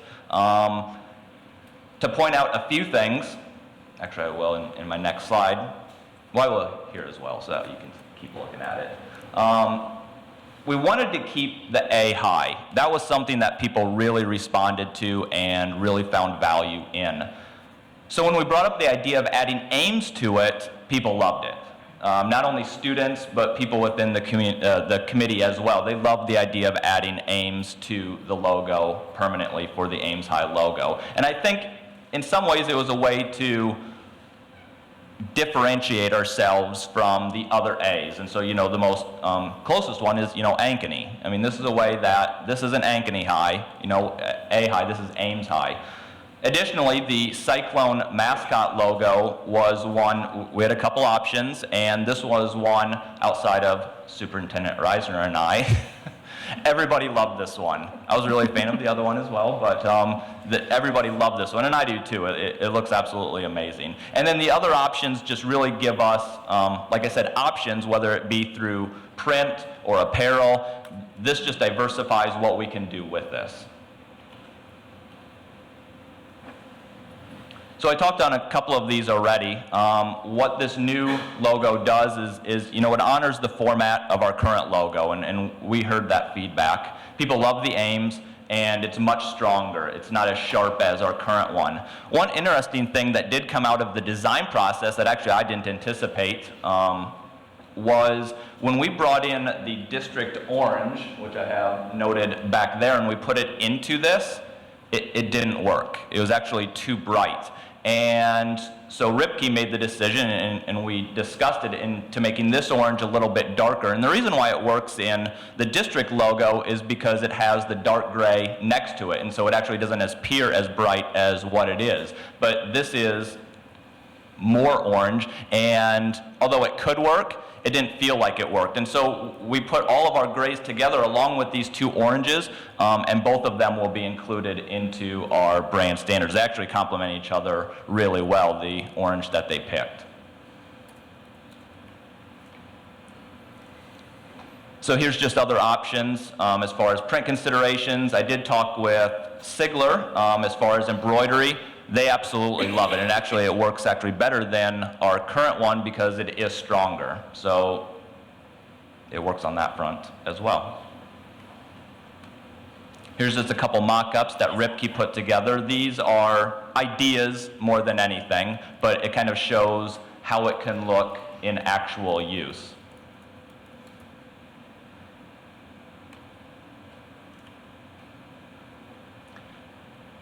One of the more exciting things that I'm really happy with is giving Ames Middle School an opportunity to have a brand that is their own. I think in many ways, and I'm sure many middle school buildings, across the state, they're not elementary, they're not the high school yet, so what are they? And I think this is a really great way to give them their own identity, and it leads into the Ames High brand as well.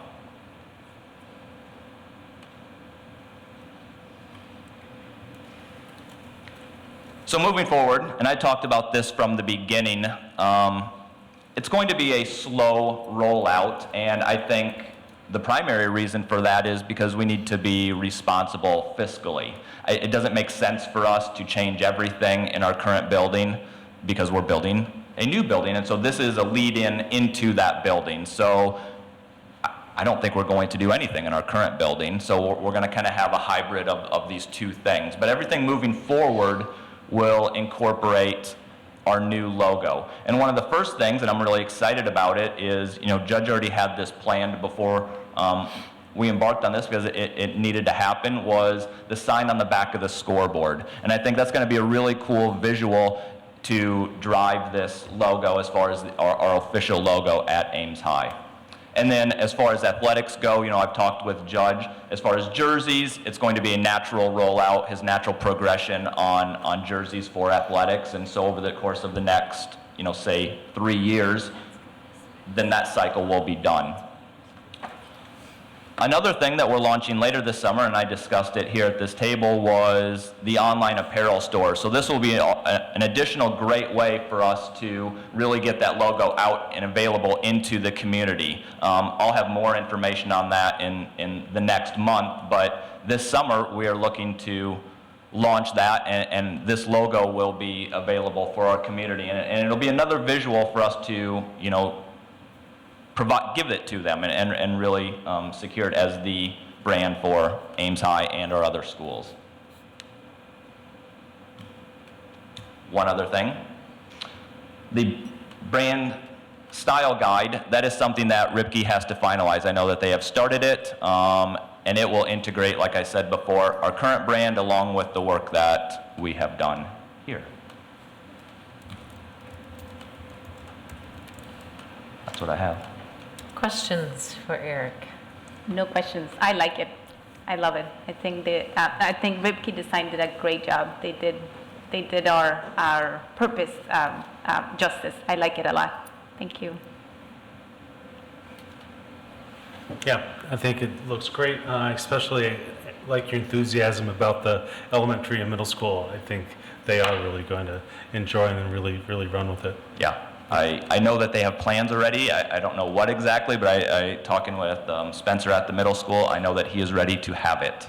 Yeah. So they can start. I know that they're actually holding off some projects until this is finalized. So. Sure. Yeah. So will you be coming back for us to approve this, or is this just moving forward as is, or yes. What's that next step? It'll be on in 2 weeks. Okay. That's the idea. Looks great. Action item, next meeting. Thank you, Eric, for your leadership on this. Thanks for your work. I know people are excited about it. I just had someone ask me this weekend, when do I get to get my new stuff? I said, just hold on, it's coming. So. Wait till you see this online store. I mean, people are going to love this as well, just having stuff available, but I'll save that for another. Going to paint the town black and orange. So thank you very much, Eric, for your information. We really appreciate it. Any comments from the public on the Ames High logo refresh? All this stuff's going to be vintage. Seeing none, we will jump to item 6, the policy for discussion 208.2 board committees. So this is a policy that we had discussed in a work session a number of months ago. Policy committee, Director Binkin, myself, Jenny have been working on this, coming up with some language that the goal really, I think, was to try to keep it simple enough that it's understandable and not too expansive, but that it covers the areas of discussion we had in that work session. So you'll see in the in the exhibit that we had a summary of the proposed changes from our existing policy that we really put in bullets there, and all of those come out of the discussions from that work session. And then we took those and came up with the new language down below. Really, I'm not going to read through all the proposed changes there. Everybody's got that information, but I opened it up for questions, discussion on what we came up with there. One of the things that that I wanted to bring up that I'm not sure that we discussed, but worth just thinking about for the future. On some of the committees, there are community members, and so just thinking about is there a community member term?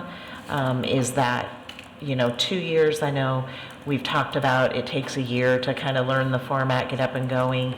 I think our current policy, if I remember correctly, is a 2-year term for community members. But just, that was one thing I know we didn't discuss at length. Not sure if it needs to be in there or if it doesn't, but something to consider. Also, just before we get into it, I want to give also just some context. So the Director Bierbaum and I met several times. We talked about this a lot. Mm-hmm. And I want to thank you for all the work you put into the Google Doc and kind of wordsmithing it. because it was pretty complicated, but I want to just, to the board, I wanted to say that the work that we did on the policy really came out of that work session we had about our committees. And from my perspective, there were 3 main concerns that came out of that work session that Director Beerbaum and I tried to make sure that we addressed, and those were the ability of board members to get items on the agenda, the ability of board members to call meetings, and the concern about hierarchy on some of the committees. And so we redesigned the policy, all the policy committees, to really address those 3 things, but also I think we tried to address it for a board that wasn't this one. And what I mean is we tried to look beyond this board and just say, if we were setting this up for people who weren't ourselves, what would be a structure that made sense? And so it is, we hoped to design something that was really fluid and allowed each individual committee to kind of work through those particular things, right, about whether or not that particular committee felt it needed community voice or not. And so we did set some overall structure while still trying to allow for kind of each committee to have its own flow, so. Yeah, and I think that, to put the context there, one of the other items we definitely spent a good deal of time discussing was, as community members, people don't always see it, but everybody up here is volunteering time and going to a lot of these meetings, and we wanted to make it so that we respected that time. So, for example, we actually are proposing to remove 2 of the committees because we feel those can be best dealt with in some of the other committees because they're split. And also, our current committee structure has, for example, the president and the board on every single committee, which that really doesn't make sense to have Director Franzen go to every meeting. So we're trying to come up with a way to kind of share the coverage, allow all the board members to have information and collect information from the committees, and being able to support each other on those.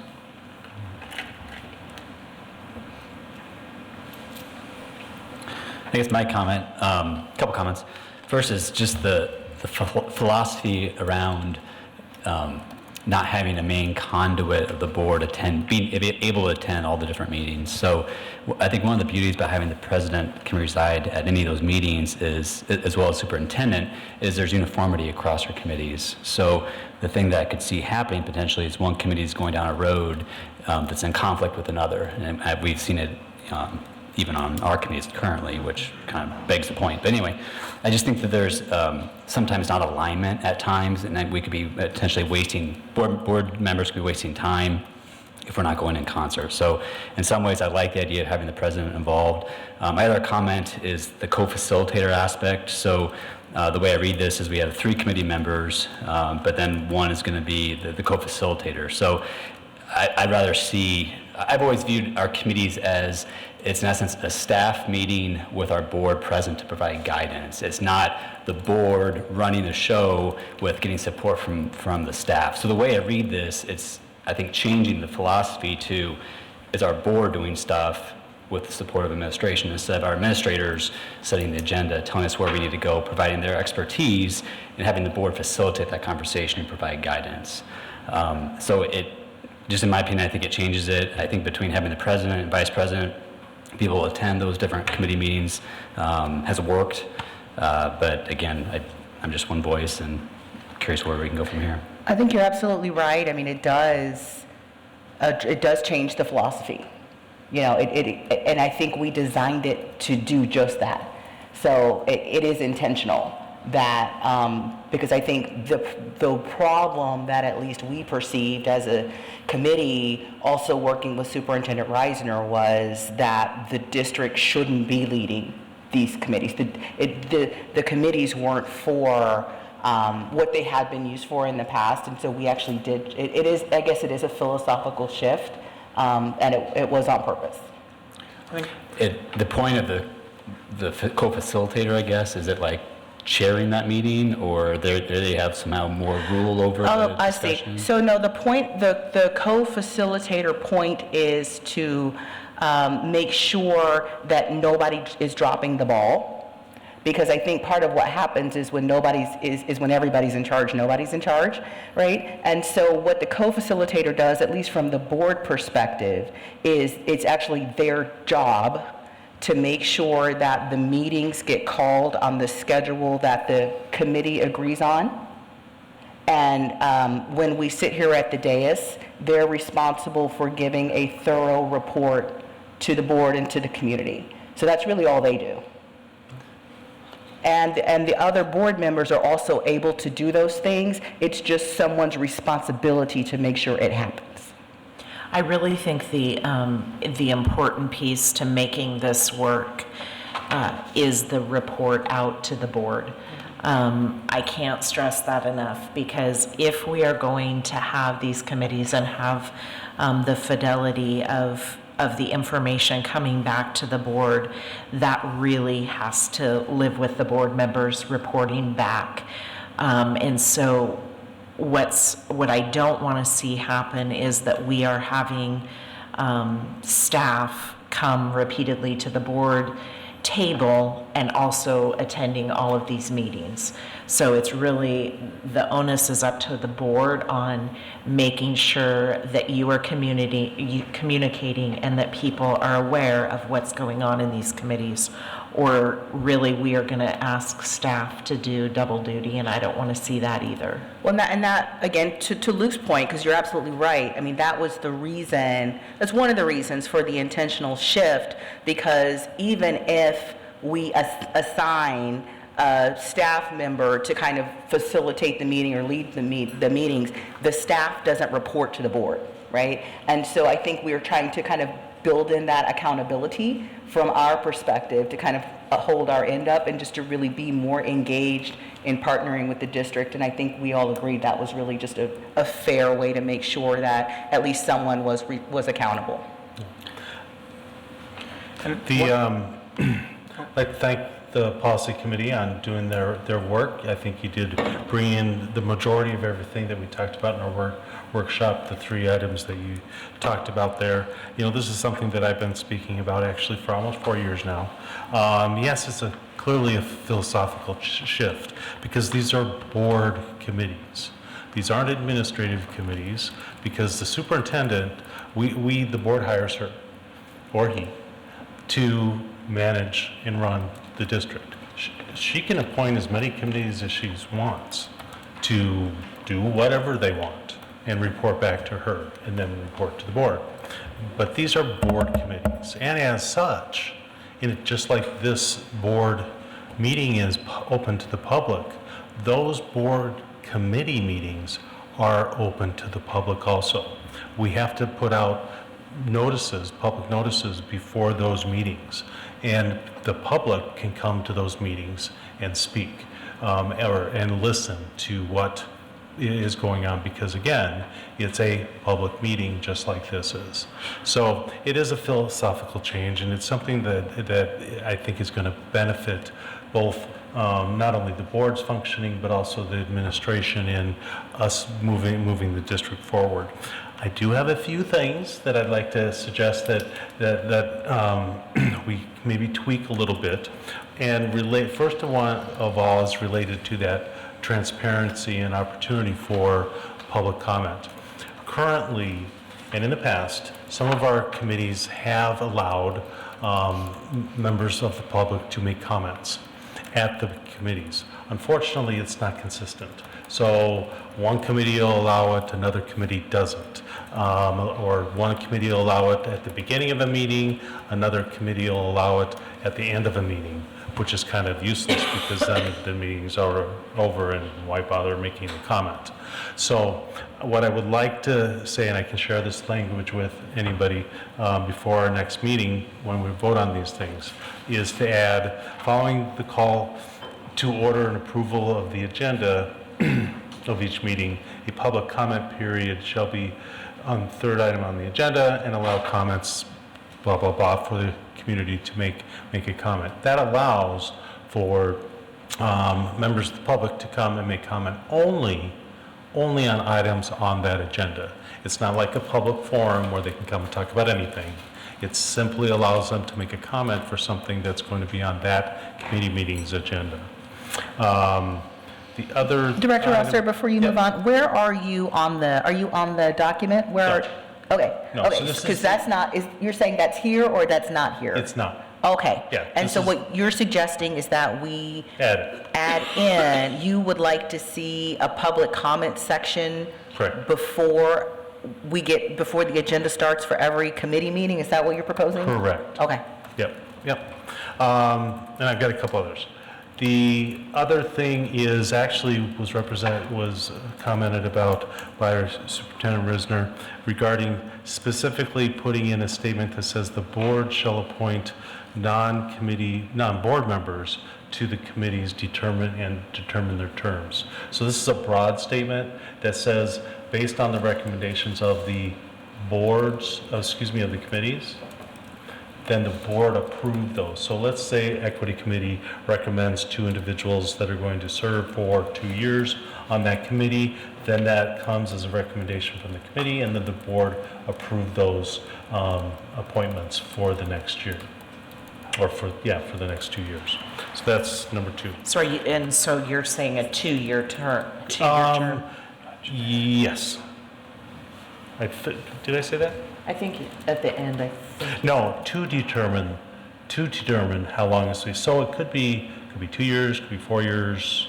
I'm not specifying that. The next one actually applies to just to the audit committee. The current language says a representative of the Ames business community. I would like to broaden that to say a district resident, not district employee, parentheses, recommended by the committee. So what that means is, instead of just, it could also be somebody from a nonprofit that also has a lot of experience in budgeting and auditing and such. Sometimes when we say from the business community, then it kind of ties in with just, private entity, private companies. But we're leaving out the whole nonprofit sector sometimes.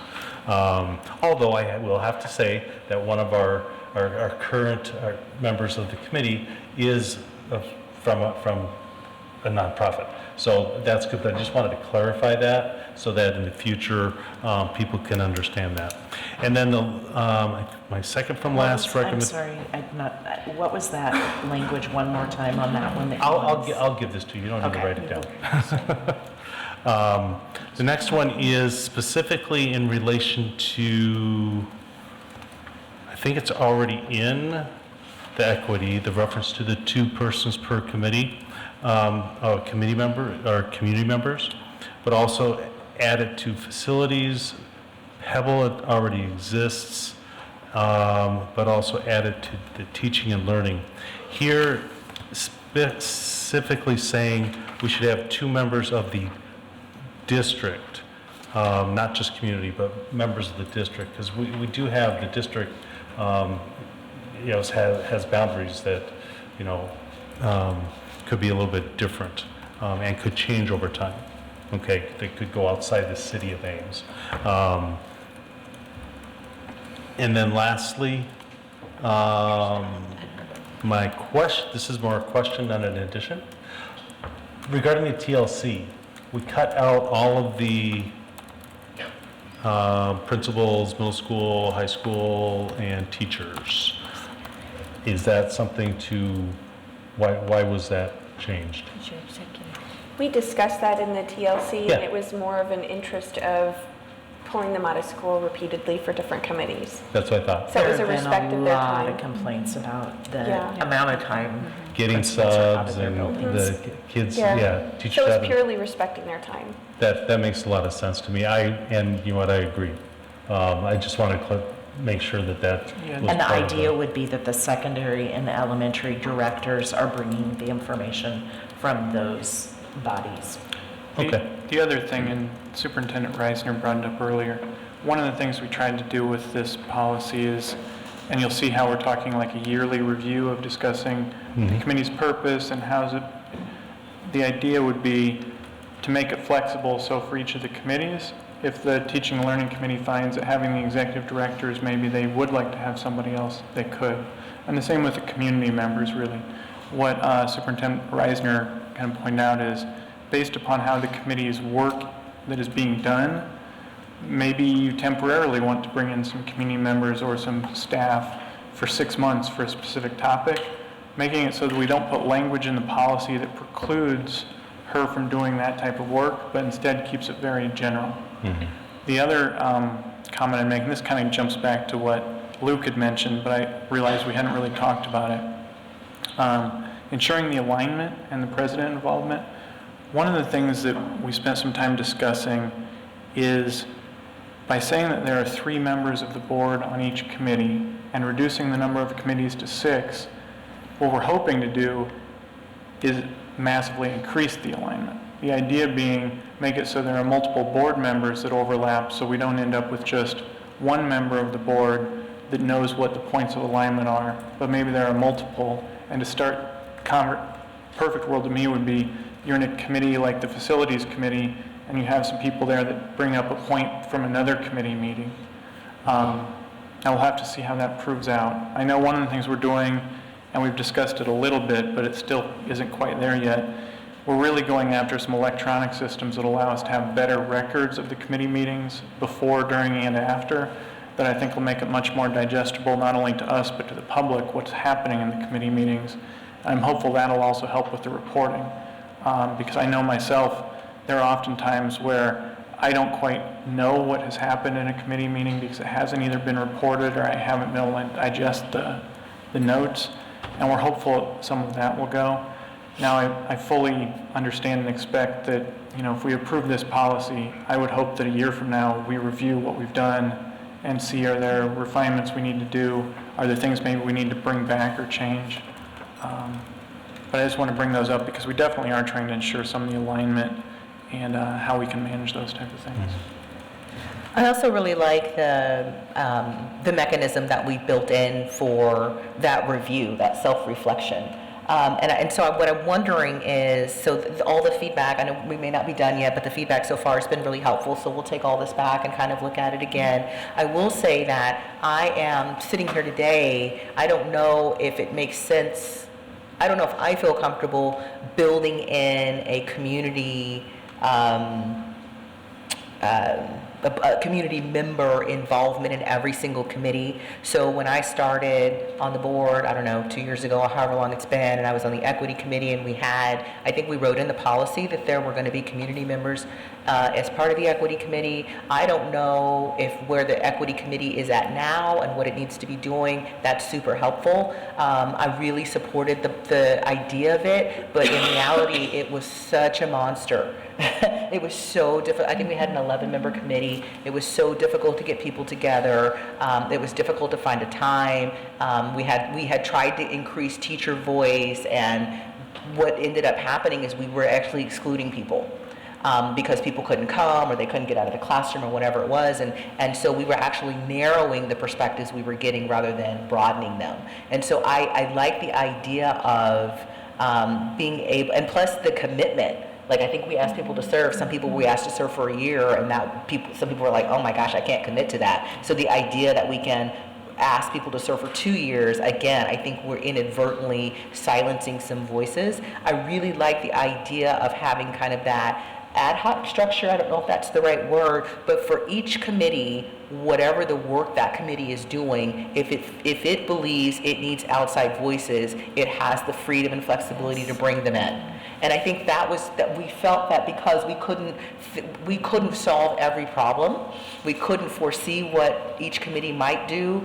We didn't want to make it so strict that we were actually putting the board in the potential to be out of compliance with the policy, but we also to acknowledge there were certainly going to be times when more community voice was necessary, and sometimes where the actual committee needed to just be able to be nimble and effective. And so I guess we couldn't anticipate that. And so maybe that's something we want to take out of this discussion and have another discussion as a board about how we want to bring in the community voice. Maybe that's the better way to figure it out, because I don't know if we will get consensus in time to get this policy drafted, but I'll continue to listen to the comments and hear what you all have to say. I would I agree. just wanted to add that I really like the review, putting in the policy, the annual review. That's a really good thing, because otherwise it might not happen but every 5 years. So I really like that part of it. And then also the flexibility, well, it's both a requirement and flexibility related to a minimal meeting per quarter. But if, the committee agrees, by a majority vote that, this particular quarter, we don't have this going on, we don't need to get together, because of, what happens to be going on during that time. I think that's good flexibility, but yet there's still a particular requirement there that between the co-facilitators, they can work out, build an agenda, and have meetings when necessary. Yeah. I'm reflecting on the work we did in the work session and what Siobhan and Harry brought to us, some concerns and some feedback on our current policy and the way you've infused it, and I've appreciated that. I think that the yearly review, I heard that loud and clear from them, that's an important part of it. I know one thing that they really cautioned us on was the specifics, because once you put it in policy, you need to follow it. And so to hear you in terms of the community member piece, I'm more comfortable having that more flexible with the individual communities, understanding that they are individual communities and addressing different things. So I just want to be cautious on the number of specifics we put in it, because once it's in policy, then we need to hold ourselves accountable to following it. And then I just wanted to remind the community that as we talk about these committees, it says it in here, and I can't remember exactly where in the policy, but we don't make decisions at these committee meetings. The decisions are always made here at the board table under our action items. These committees provide us an opportunity in some of our areas that we feel are of importance to do a deeper dive. So it's taking a portion of our board to be able to do that deeper dive with our staff. So I do want to be clear that that is what this function is to provide us an opportunity to do a deeper dive, whether it's equity, teaching, learning, whatnot.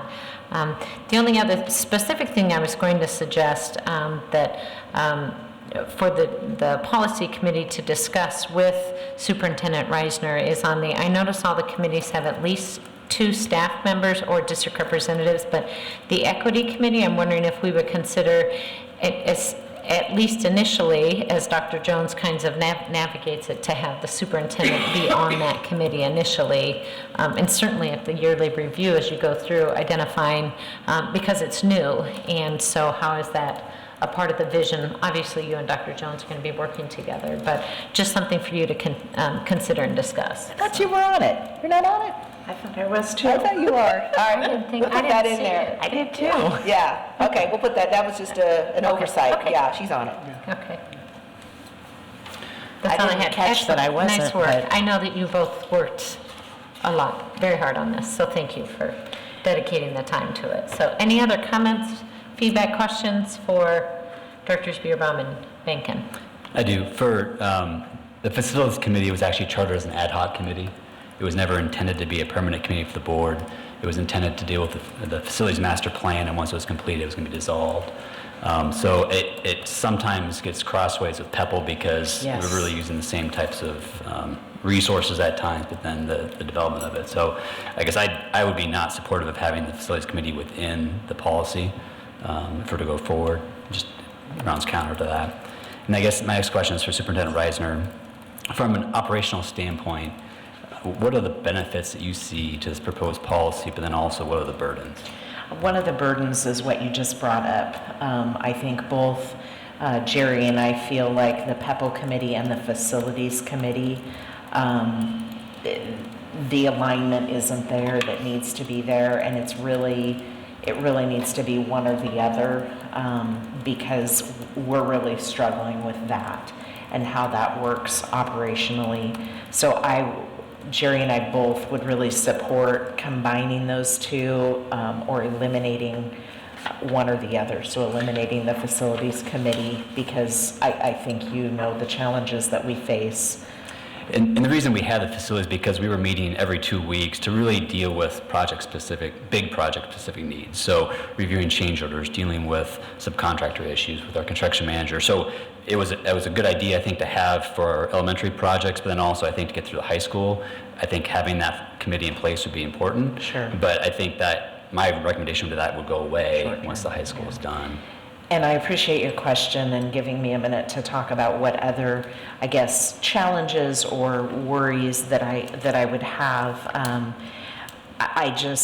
I cannot communicate enough the importance of thorough reports back if we're going to be investing our time in this. Because if we don't, then it's added work for all of our staff here. To work on agendas, have meetings, and then have it come back for the board to then say, you know, we didn't know about this. This was a surprise. That's really, I mean, these cover a lot of broad areas, and if we're going to do that, that information has to get reported back by the board members. I would share Monique's comment about the community. It is really, really difficult to find times that work for everyone.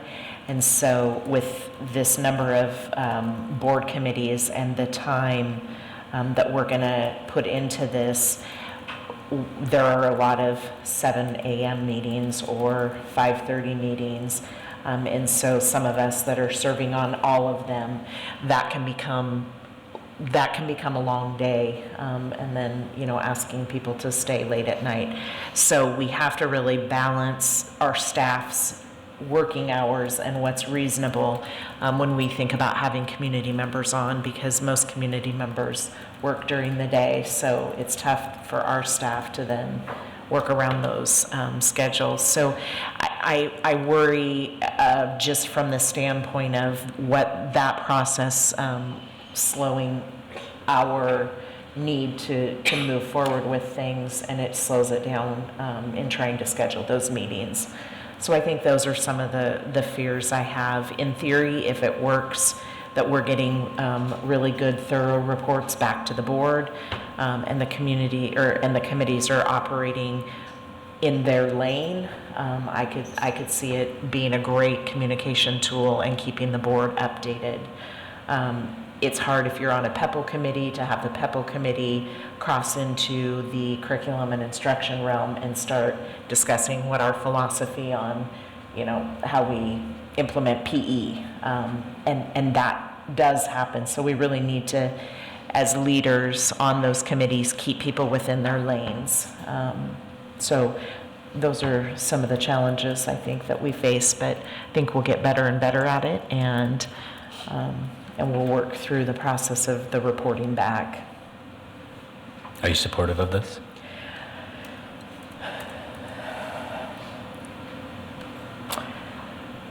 I'm supportive of giving it our best shot, and I'm supportive of being open and honest if it's not working well, and coming back to say we need to refine some things to make it so that we can operate as an organization to move forward. Thank you.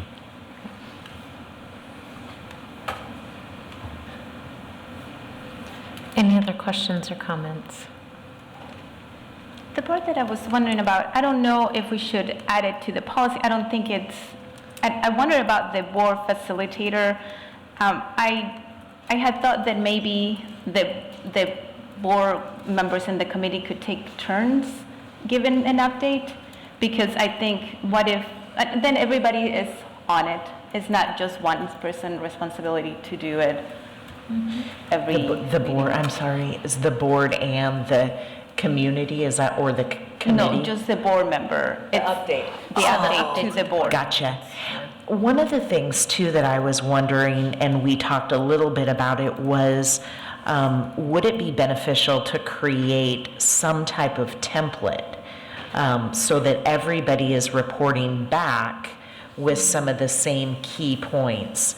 I guess in my mind, I'm thinking, could this item come to the board at some point for an action item or as a discussion? And if so, then, we have a place for potential discussion, potential contract or those types of things. I don't know exactly what I want yet, but I'm wondering if that would help that unknown piece of what do we report back. It would maybe give us all kind of that equal place to start from. And I was thinking with the different board members have different things that they grab, right? So maybe one meeting, a board member says something, and then so it's not always the same person giving it. I think that's a good idea. That was just a quick I think that's a good idea. We can put that in. But one of the things, I don't know if y'all caught it, but one of the things we also proposed was that the facilitator rotate. So it's not always the same person. So like if we have, would it be a 4-year term? So it's like if I'm on, like say I'm on the equity, it wouldn't do it for 4 years. I would be the facilitator for 1 year. Another board member would facilitate the next year. And so even within that structure, we could still then also share the reporting obligations using this standardized template. I think that's a really good idea. I like that. Yep, I like that too. I think an idea for the template too would be to also use a similar template for some of the meeting notes. Because I think a lot of us too are going to be digesting it through the meeting notes. And if the meeting notes had a standard template to look for those type of items, Great not idea. only when it gets reported, but when we're reviewing, because I'm an optimist, but I think we should be able to make it so those meeting notes are digestible such that even before the board member is giving a report in a board meeting, you're able to review some of the information from those meeting notes and maybe have questions to them about, what was this about? Maybe some additional information. And then that would apply to internal for these board meetings, but of course, remember we have like county board, external meetings that we have to report on that, they're not going to fit into our our model.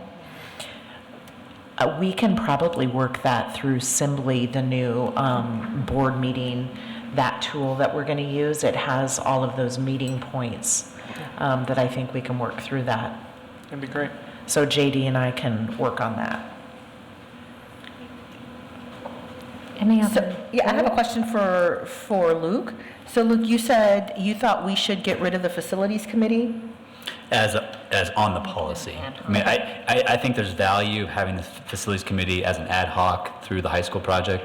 I think there's value to that. It's worked in the past, so I think that should remain. But having it in the policy tells me that it's an ongoing committee when it's actually an ad hoc. Okay, and so even if, are you then suggesting that its duties then go away? So let's say we move it to ad hoc, and then once the high school's done, the duties then would just go away with the ad hoc committee, or are you suggesting that we? The duties are actually part of why the facilities committee was designed. So really there's, once the high school's done, there's really no need for the facilities because it really everything falls to PEPL. Because there's nothing within that really is, all the general comments I think should be more slated with PEPL compared to where it says facilities master plan. That's really to a certain point in time. So I guess that then opens up the door that whenever that, because I don't know, Lord knows when the high school's going to be built. I guess I should know the year, but whenever it's built, and so whenever that ad hoc committee goes away, then we're at a number where we're not split 3 evenly per board. But I guess we'll just let that board deal with that bridge when they get there. Well, I was going to point out too that if we're reevaluating this policy every year for our own internal maintenance, maybe we do leave it on here until it's time to take it off and take it off as part of our yearly review. But we're still going to be able to balance duties because we still have other things. So we have like the Story County Conference Board. So maybe a board member won't serve on as many committees as another board member, but they still have an additional responsibility, because if you look at our sheet of committees right now, they're not all defined by policy.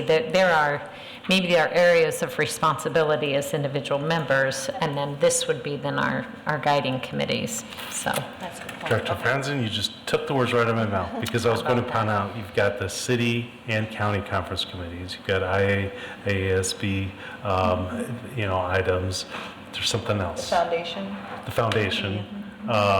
So there are other duties that we as board members serve, in addition to serving on these board standing committees. Yeah. What are the expectation, I guess, of this being implemented? Should this go forward, be approved? Are we waiting until the next election cycle then to implement this, or is this happening sooner than that, or are we changing up committees? I don't know. I don't know that we talked about that. That was a question we kind of thought we'd bring to everybody here, because it kind of depends on if we get it approved and how long it takes to get to the point of approval. I could see it going either way personally.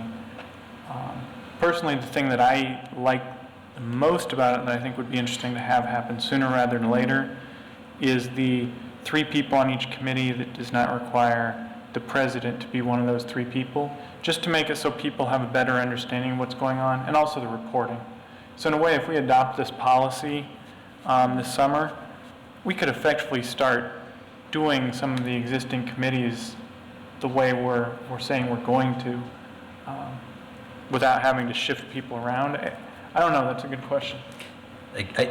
My biggest struggle is the burden, because again, I feel that we should be supporting the district, and the work of the district happens at the staff level. And so every other board I've been part of, whether it's a for-profit, nonprofit, the onus is on management to run the organization. And so I feel that we're pulling that too much to the board level. And I agree and appreciate the perspective that we want more involvement, but if we're having now being 3 board members on every committee, that deep dive, like Monique, you did on the equity committee, can you imagine doing that on 2 other committees? Or, because you're adding to 1 more. So I feel that we're bringing more of it to the board level where it should be more at the staff level. So I'm struggling of ultimately, once we make modifications, if I'm going to support this or not, because of the philosophical change. I'm encouraged that Superintendent Reisner is supportive, and we can make changes as we go forward, but that's my biggest struggle. So I was going to actually clarify that, so thank you for bringing it up. Actually, and we talked about this a lot, and what the policy called for, it's not necessarily, I think you used the word involvement. It's not actually involvement, it's accountability. So that was really one of our guiding principles, was accountability, right? Because I think sometimes in the past the board was able to say, well, they didn't call the meeting, I can't do anything about it. So accountability was really important in our work.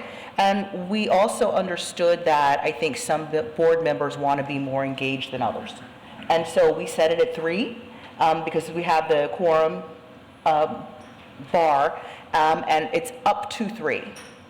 Understanding that there might be some board members who don't want to be as active and don't want to feel as obligated, or have more obligations in terms of the other obligations that aren't policy, right? So the other city conference or whatever it is. And so it's really no different. It's still it's a minimum of 2 board members per committee, which is what we do now, up to 3. Sure. So it's really optional. So for you personally, if you chose to really not extend your obligation, you wouldn't have to, but then you wouldn't stand in the way of other people who chose to be more engaged and, and contribute in those ways. Sure. Just from the accountability standpoint, that should be the performance of the superintendent ultimately, right? So even though if stuff's not getting done, that should be an issue we raise with senior management.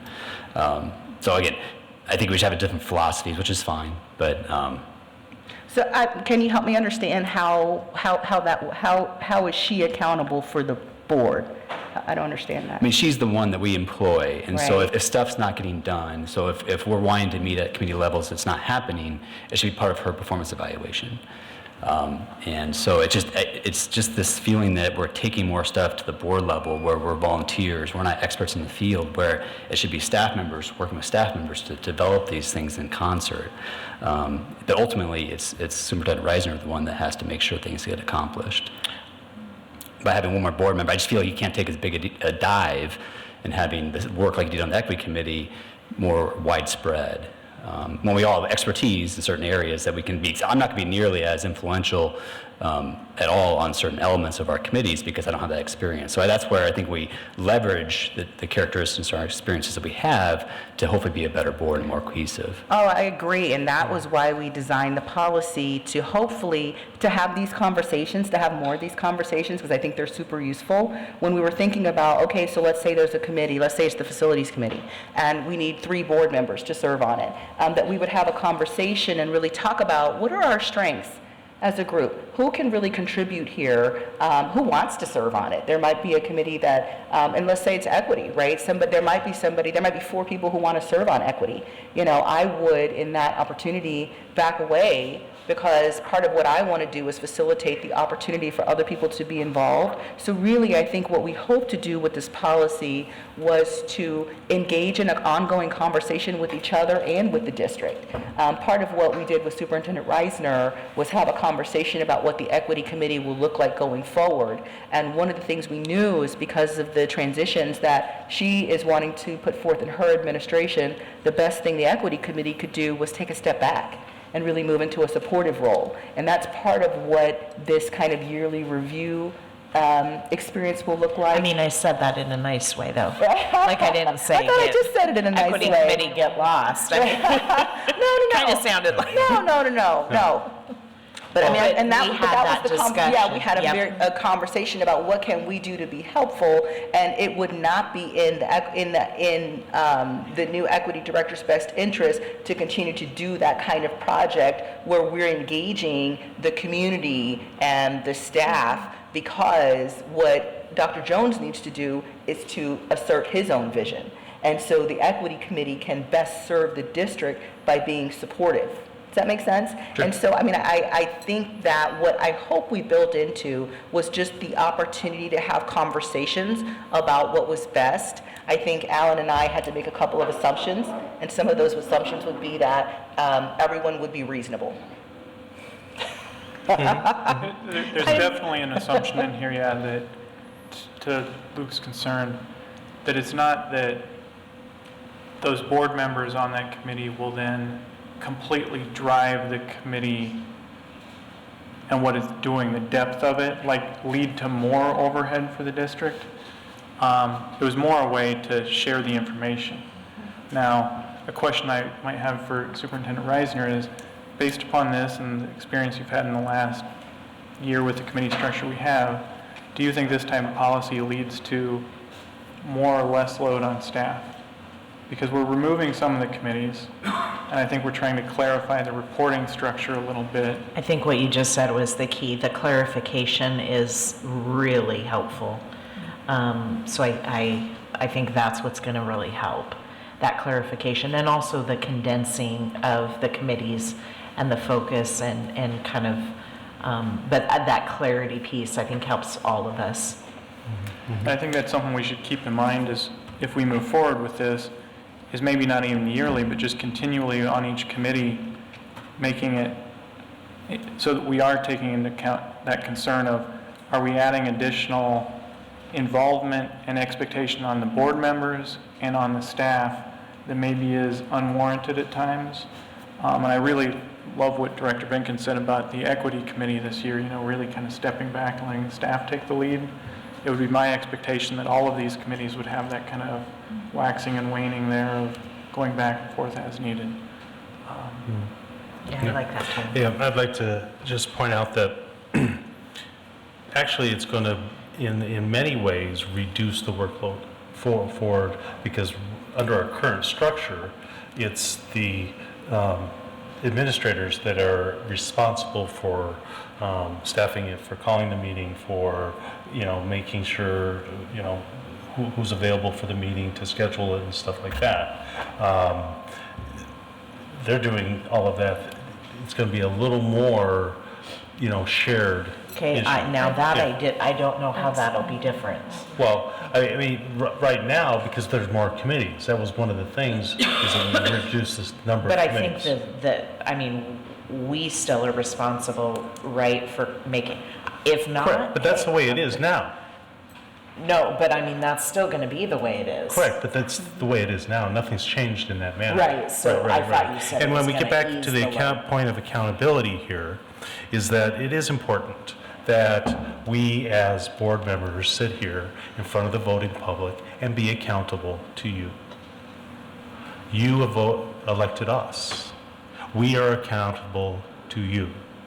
So that is part of our responsibility, along with making sure these meetings are open to the public, making sure the committee meetings are open to the public. That's part of our accountability. So, let's not forget that part of the responsibility. Yes, we hire the superintendent to do her job. We provide her feedback. We evaluate her. But it is our job as a board to develop the policy that the community elected us to do. So I appreciate your comments, Luke, because I was, when this first came up, I was very hesitant about taking too much and causing burden to the staff. But when I read it, I feel like the policy committee, I actually don't feel like it's one way or the other. I feel like for me, they found the balance that I needed. So it's not, I don't necessarily see it as a philosophical change, but I see it as a well-balanced. So you were able to hit those spots that I felt cautious about. So I thank you for that. So I don't necessarily see us taking too much from the staff, because I still trust that they will be guiding us, right? They will say, this is what, I don't know what I'm not gonna be setting up agendas. So I really appreciate you speaking up, Luke, because I was very worried about it too.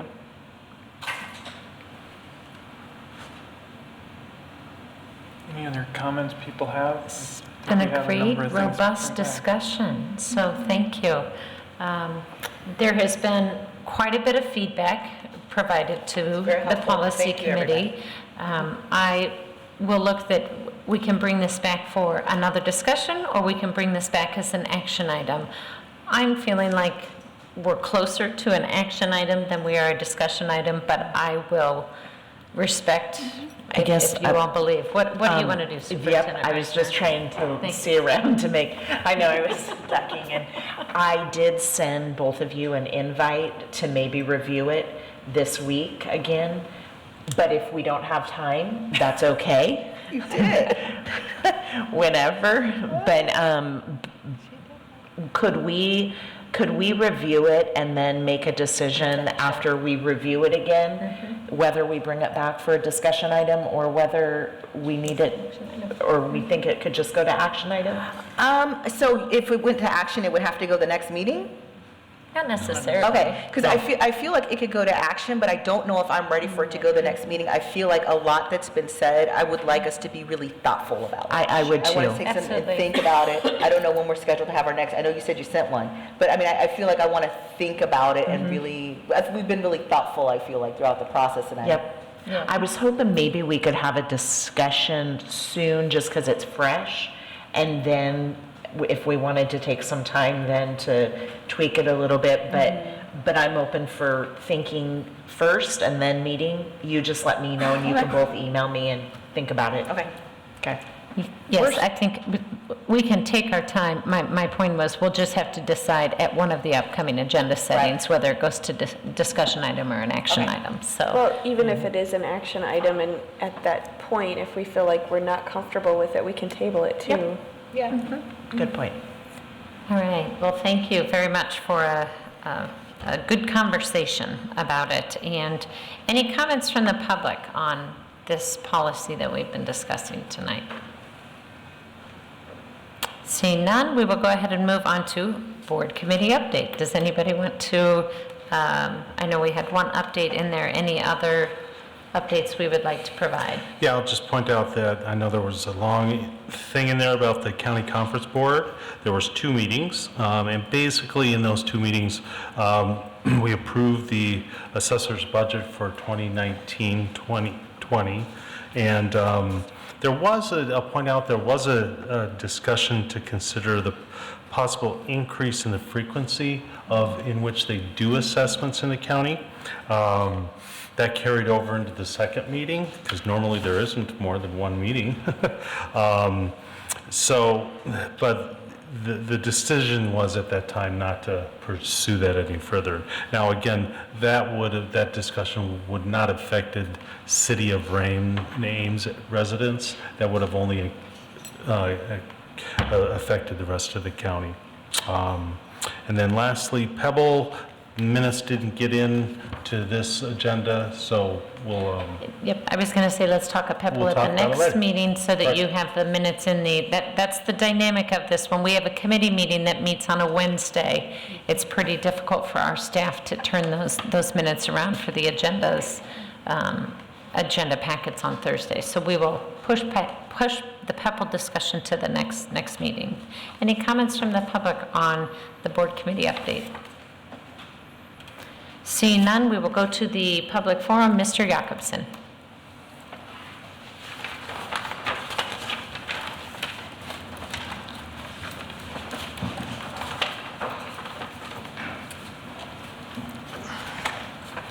My name is Alex Jacobson. I live on the Southdale 3334.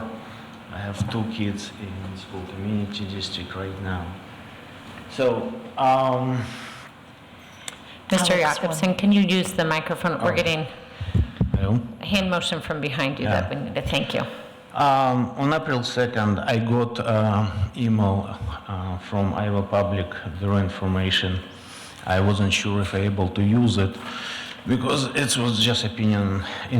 I thought it's maybe opinion one person, but later I found same person from Iowa Public Board information send a letter, says on extension resolution nothing wrong was found.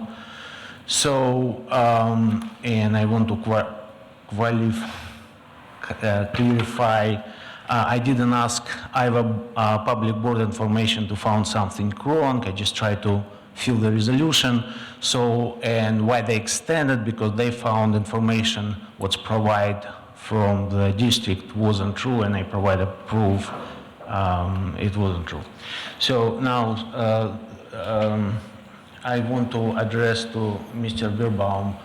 Mr. Birbaum, if I see somebody going and assault your kids, I promise you I will step and be involved until it's be harm is done. Absolutely same principle with bus situations.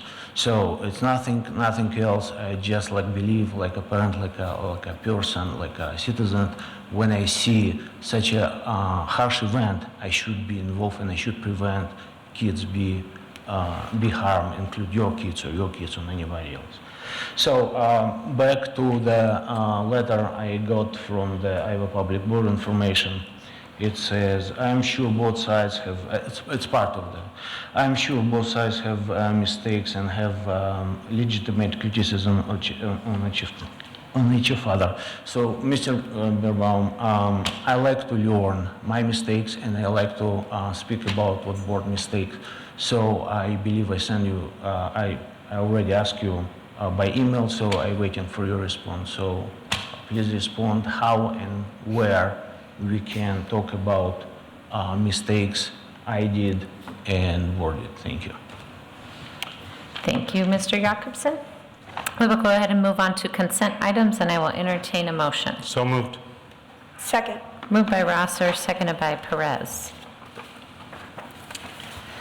Minutes from the meeting held June 3rd, 2019, financial reports for May 2019, claims and payroll for May 2019, personnel report, reappointments for 2019-20, contracts, including facilities use agreement with CPMI Event Center for 2019-20 prom venue, contract for Vinker, I said it right, Memorial Golf Course for 2019-20, contract for facilities use with Iowa State University 2019 cross-country season, contract with Iowa State University for athletic trainer services, athletic training agreement, McFarland Clinic, financial management software access agreement with Grantwood Area Education Agency, Hogat School Improvement by Ames Historical Society, contract for anonymous alerts, and gifts to the district, including Chartwell's staff, Jordip Bowiji, I believe, Meeker Parent Teacher Organization, Fellows Parent Teacher Organization. I just one question. On the food service negative balances, just wanted to highlight, we are creeping up again, and so I know we all kind of monitor that, but we may want to think about how do we address this long term, but I know we're doing a good job, it's just the reality of it's trending upward, so just highlighting that. It's been moved by Rosser, seconded by Perez. All those in favor indicate by saying aye. Aye. Opposed, nay. Passes 7-0. The first action item is policies for action. I move the board approve the policies as presented. Second. Moved by Beerbaum, seconded by Benken. Discussion. All those in favor indicate by saying aye. Aye. Opposed, nay. Passes 7-0. Item 19, contract with Chartwells for 2019-20. I move to approve a contract with Chartwell School Dining Services for food service management for the 2019-20 school year. Second. Moved by Benken, seconded by Colton. Discussion. All those in favor indicate by saying aye. Aye. Opposed, nay. Passes 7-0. Item 20, Story County Multi-Jurisdictional Local Hazard Mitigation Plan. I move the board approve the resolution for the adoption of Story County Multi-Jurisdictional Local Hazard Mitigation Plan. Second. Moved by Perez, seconded by Colton. Discussion. All those in favor indicate by saying aye. Aye. Opposed, nay. Passes 7-0. Item 21, Emergency Operations Plan. I move the board adopt the Ames Community School District Emergency Operations Plan as presented. Second. Moved by Beerbaum, seconded by Perez. Discussion. All those in favor indicate by saying aye. Aye. Opposed, nay. Passes 7-0. Items from the board. Yes. In front of all of you is a little present from the Iowa Association of School Boards. It represents actually the passage of the penny sales tax that funds our SAVE program that will be helping us not only complete our high school, but also future schools in the Ames Community School District. So that's for you to take home. Yes, it's one of those squishy strengths thingies. So by passing that, by the legislature passing it and the governor signing it, that's reduced stress for all of us and all of the district employees and actually legislators and the governors for at least until 2051.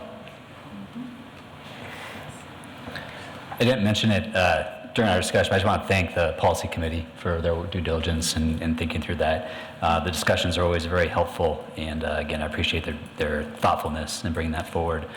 Then also just the staff. We ask our staff to do a lot, and they're tasked with usually conflicting responsibilities, and so I appreciate all the work our staff do on a daily basis. I'd like to piggyback on that. I know, I'm sorry. Actually, I want to say happy anniversary to my husband. Today is our 24th wedding anniversary. And the reason that I think it's relevant is because having a partner at home who can help who can be in charge of the kids helps us be able to do this work. We are supported by a large network of people that you never see. But they're here and they're supporting us, and so the people who are at home, our friends, the community members, the teachers, the staff, all help us be able to do this. And so I wanted to take that special moment and to thank my husband, who helps me be able to be here, understanding that there are many people who help us all be here, and that we're really grateful to you for the support. I just want to reiterate a couple things. First off, partnerships. I know I talk about this a lot, but I'm going to keep hounding it because sometimes I think in the consent agenda things can be lost. But our great partnerships with McFarland and Iowa State to make sure that we're providing safe opportunities for our student athletes. I think sometimes we can miss those consent agenda items, and also the Ames Historical Society, because there are various ways that we as a school district really benefit from pardon me, lots of people within this community. And I want to thank the staff, because even though it's summer, you have not slowed down. And that was a well time.